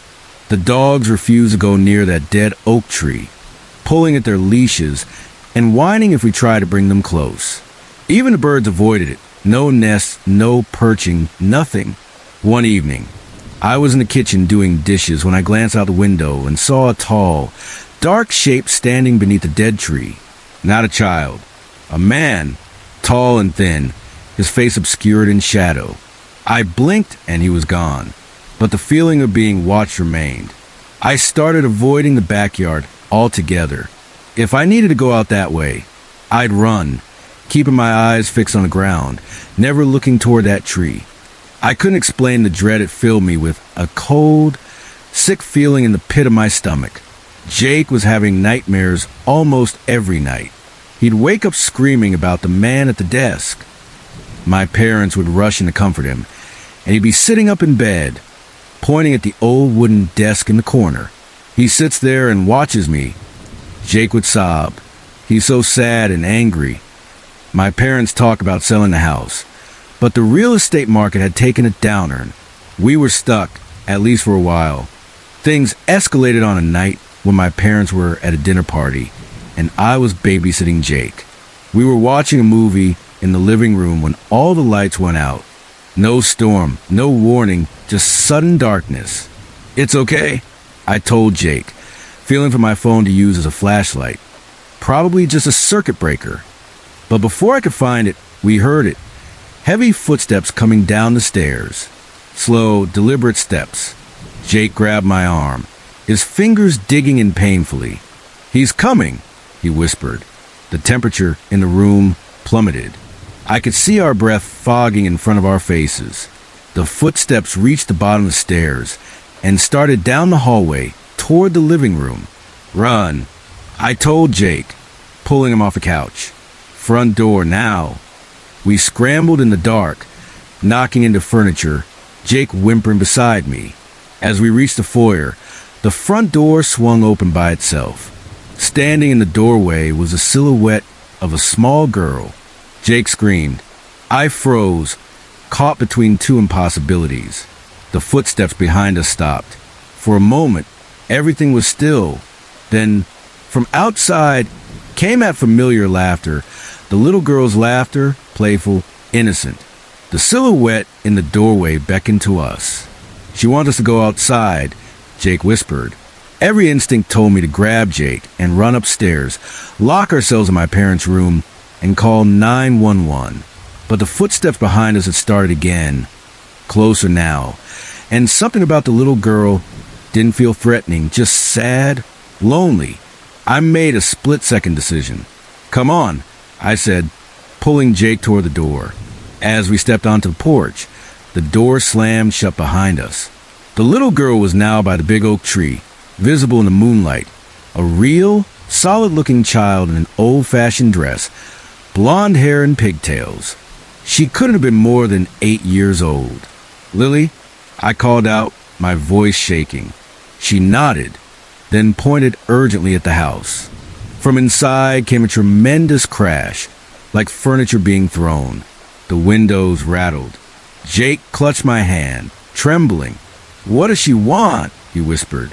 "I think she's trying to protect us," I said, the realization dawning on me. "From him?" Lily nodded again, her expression solemn. She beckoned us to come closer to the tree, her tree. We stayed outside, huddled on the grass near Lily's tree, until my parents' car pulled into the driveway an hour later. Lily had disappeared the moment their headlights swept across the yard. That night, I told my parents everything. About Lily in the front yard, about the man, Mr. Carmichael, I assumed, in the backyard in Jake's room, about the footsteps, the broken chair, all of it. I expected disbelief, even anger. Instead, my mom started crying. "I've seen her too," she admitted, "by the tree. I thought I was imagining things." Dad looked pale. "The temperature changes," he said quietly. "The feeling of being watched in the backyard." I felt it too. We moved out 3 weeks later, renting an apartment until we could sell the house. It took almost a year to find a buyer, and we sold it at a significant loss. I've driven by it a few times since then. Different families have lived there over the years, but none stay long. I wonder they feel it too. The division of property, the front yard with its playful, lonely spirit, the backyard with a depressive watchfulness. 2 tragedies, 2 ghosts, forever bound to that place. Sometimes I still dream about Lily standing beneath her tree, waving to me. In my dreams, she's smiling, happy that she saved us from whatever waits in that house. And I wonder if anyone will ever give her the peace she's looking for, or if she's doomed to spend eternity trying to protect others from the darkness that took her father. All I know is the house was never empty, and I don't think it ever will be. I'll never forget the day we pulled into the driveway of our new home in Thornfield. It was the summer of '93, and I was 14. The house looked like it was ripped straight out of fairy tale. Big, old stone walls covered in ivy, tall windows, and chimneys poking up from the roof. My little sister, Emma, squealed with excitement, bouncing in her seat. My older brother, Daniel, who was 16, tried to play it cool, but I caught him sneaking a smile when he thought no one was looking. Mom and Dad were over the moon, going on about how lucky we were to snag such an incredible place for the price. Looking back, I should have wondered why a 5-bedroom house from the 1700s, with working fireplaces, original wooden beams, and sprawling gardens, was so cheap. It should have cost 3 times what they paid. The first few days were a whirlwind, unpacking boxes, bickering over who got which room, and poking around every corner of the house. I picked a room at the front with a window seat, perfect for reading and watching folks pass by on the village lane. Daniel claimed the biggest bedroom, besides Mom and Dad's, of course. And Emma chose a cozy room with a sloped ceiling that she said reminded her of and of Green Gables. About a week after we moved in, things started getting weird. It was during breakfast one morning when Mom looked exhausted, dark circles under her eyes. Dad asked if she'd slept okay, and she hesitated before saying, "I saw someone in the hallway last night." Dad figured it was one of us kids wandering around, but Mom shook her head. It was a man in old-fashioned clothes, like really old-fashioned, ruffled collar, puffy pants, like something from a history book. He walked past our bedroom door and vanished into the wall by the guest room. Dad chuckled, calling it a dream, but Mom didn't laugh. I noticed her glancing at the hallway during breakfast, like she expected the guy to stroll by again. That was just the start. Within 2 weeks, we'd all seen something. For me, it was black shapes darting at the edges of my vision, like someone ducking behind a door when I walked into a room. I'd spin around, heart pounding, but there'd be nothing, just empty space. I told myself it was shadows or my imagination, until Emma said she'd seen the same thing. "They're like people-shaped shadows," she told me one night while I brushed her hair before bed. "But when you look right at them, they're gone." Then we started hearing what we later called the murmuring men.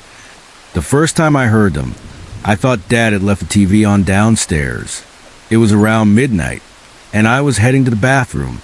As I passed the top of the stairs, I heard low male voices, like a serious news broadcast, but I couldn't make out the words, just the rhythm of their conversation. I crept halfway down the stairs to tell Dad to turn it down, but when my foot hit the creaky 7th step, the voices stopped cold. The downstairs was pitch black. I flipped on the light. No one was there, and the TV was off. The next morning, I mentioned it to Daniel, and he went pale. "I've been hearing that too," he said. "I thought it was Dad on the phone or something." We started keeping track of the weird stuff after that. Daniel had it the worst. Almost every night between 2 and 4 a.m., he'd wake up to a woman standing at the foot of his bed. He described her as wearing a long dark dress with a white apron and cap, like a Victorian maid. She wasn't threatening, just stood there, sometimes with her hands folded, other times holding a duster or cloth. The first few times he screamed and Mom and Dad came running, but she was always gone by the time they got there. After the 5th time, he stopped screaming and just stared at her until she faded away, which could take anywhere from 30 seconds to a few minutes. Mom and Dad were worried, talking about night terrors or sleep paralysis, but that didn't explain why Emma and I heard the murmuring men, or why Mom kept seeing her Jacobean gentleman in the hallway. Then there was the disappearing stuff. That's what really got to me. I'd set my hairbrush on my dresser, turn to grab something from my closet, and when I turned back, the brush was gone. Hours or days later, it'd show up in the weirdest places. Inside a cereal box in the kitchen, balanced on a living room curtain rod, or once, bizarrely, inside Dad's Wellington boot in the mudroom. It wasn't just my stuff. Dad's car keys ended up frozen in the ice cube tray. Mom's favorite earrings were found buried in the soil of a houseplant. Daniel's homework was neatly stacked on the roof of his car. We'd accuse each other of pranks, but everyone's genuine confusion made it clear it wasn't us. The strangest part? None of it felt threatening, at least not at first. The house had this warm, cozy vibe despite the oddities, like we were living with a bunch of playful, invisible roommates. Mom even started talking to them sometimes, saying things like, "All right, that's enough now," when something went missing, or "Good morning" to the empty hallway where she'd seen the gentleman. But then Mom and Dad started fighting. I don't know if it was the stress of the mortgage, the endless renovation costs, or problems they'd had for longer than I realized. It started small, snippy comments over breakfast, tense silences at dinner. but escalated into full-blown shouting matches that sent Emma running to my room in tears. By Christmas, Dad moved into the guest bedroom. By Easter, he'd moved out entirely. The divorce papers were filed in June, almost exactly a year after we'd moved in. That's when everything changed. The day after Dad moved his last boxes out, I came home from school to find Mom at the kitchen table, staring into space with red-rimmed eyes. When I asked what was wrong beyond the obvious, she just shook her head and said, "This house feels different." She was right. That evening, as I climbed the stairs of my room, a chill ran down my spine, and it wasn't the temperature. The upstairs hallway, which I'd always loved for its worn floorboards and quirky angles, suddenly felt heavy, like the air was thicker, harder to breathe. I felt watched, not the curious, casual observation I'd sensed before, but something hostile, like whatever was there was sizing me up for weaknesses. That night, I heard footsteps outside my bedroom door, heavy, like someone in boots pacing back and forth. I finally worked up the nerve to open the door, but the hallway was empty. The second I closed it, the footsteps started again, following me as I bolted to the bathroom. I didn't sleep a wink. Emma started having nightmares, waking up screaming about an angry man standing in her doorway, watching her. Daniel's Victorian maid stopped showing up, but he said he could hear someone breathing right next to his bed, so close he could feel the air on his face. Mom tried to hold it together for us, but I caught her crying in the kitchen more than once. She admitted she kept hearing a woman sobbing somewhere in the house, heart-wrenching wails starting around 2 a.m. and lasting until dawn. She searched the house but never found the source. The disappearing objects got worse, too. It wasn't just small stuff anymore. We'd come home to find furniture rearranged, chairs stacked on tables, beds turned sideways, all the kitchen cabinets flung open. One evening, about 2 months after Dad left, we were eating dinner when every light in the house went out at once. Not like a power outage. Our neighbors' lights were still on. Dad had always been a handy one who knew the fuse box, so Mom sent Daniel to the cellar with a flashlight. He was gone maybe 2 minutes before he came tearing back upstairs, white as a sheet, clutching a flashlight, so hard his knuckles were bloodless. "There's someone down there," he gasped. "A man, just standing in the corner, watching me." Mom called the police. They searched the entire house, including the cellar, and found nothing. The officer gently suggested the divorce was stressing us out. The second they left, the lights flicked back on by themselves. The final straw came on a Tuesday afternoon. I'd had a math test that day and came home exhausted. Emma was at a friend's house, and Daniel was at rugby practice. Mom was in the kitchen making tea when I walked in. I dropped my backpack by the door and went to join her. She was at the sink, filling the kettle, her back to the kitchen window, overlooking the garden. I was about to ask about her day when she froze, her face draining of color as she stared at the window. In the reflection behind her was a tall man, at least 7 feet, unnaturally thin, with long arms hanging at his sides. He wore a dark suit, but his face was a blur, like someone had erased it from a photo. I screamed. Mom spun around, the kettle crashing into the sink, water splashing everywhere. Of course, no one was there, but we'd both seen him in the reflection. That night, Mom called Reverend Thomas, the local vicar who'd helped us move in. He'd always been kind to us.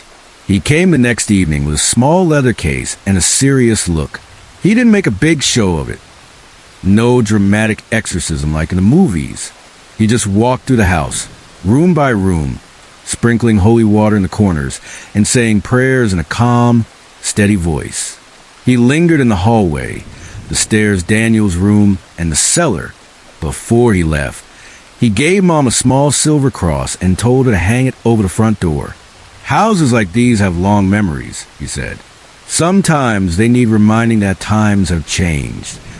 I don't know if it was the blessing, the cross, or just dumb luck, but things settled down after that.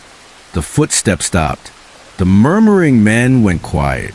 Objects mostly stayed where we put them, though Daniel's wallet did end up in the fridge once. The heavy, oppressive feeling lifted, and the house felt spacious and welcoming again. 6 months later, Mom announced she'd taken a job in Manchester, and we'd be moving. None of us argued. As much as I loved part of the house, my window seat, the creaky third stair we all skipped, the big kitchen where we could all cook together, I was ready to go. On our last day, as the moving van pulled away, I stood in the driveway, looking back at those tall windows. I swear I saw a movement behind the glass of my old bedroom, just a quick shift of shadow. Maybe it was clouds passing overhead. Maybe it was something saying goodbye. Mom sold the house to a young couple with 2 little kids. I sometimes wonder if they've heard the murmuring men, or if Daniel's Victorian maid watches their children sleep. I wonder if the tall man in the kitchen window has shown himself, or if the Jacobean gentleman still strolls the hallway at night. I've never gone back to Thornfield, but I dream about it sometimes. In my dreams, I'm walking through those familiar rooms, running my hands along the ancient wooden beams, feeling the worn spots on the banister where countless hands have rested before mine. I'm never alone in those dreams. I can feel them watching, not with malice, just curiosity, like they're as interested in me as I am in them. Sometimes I wake up with the feeling that someone's just whispered in my ear, but I can never remember what they said.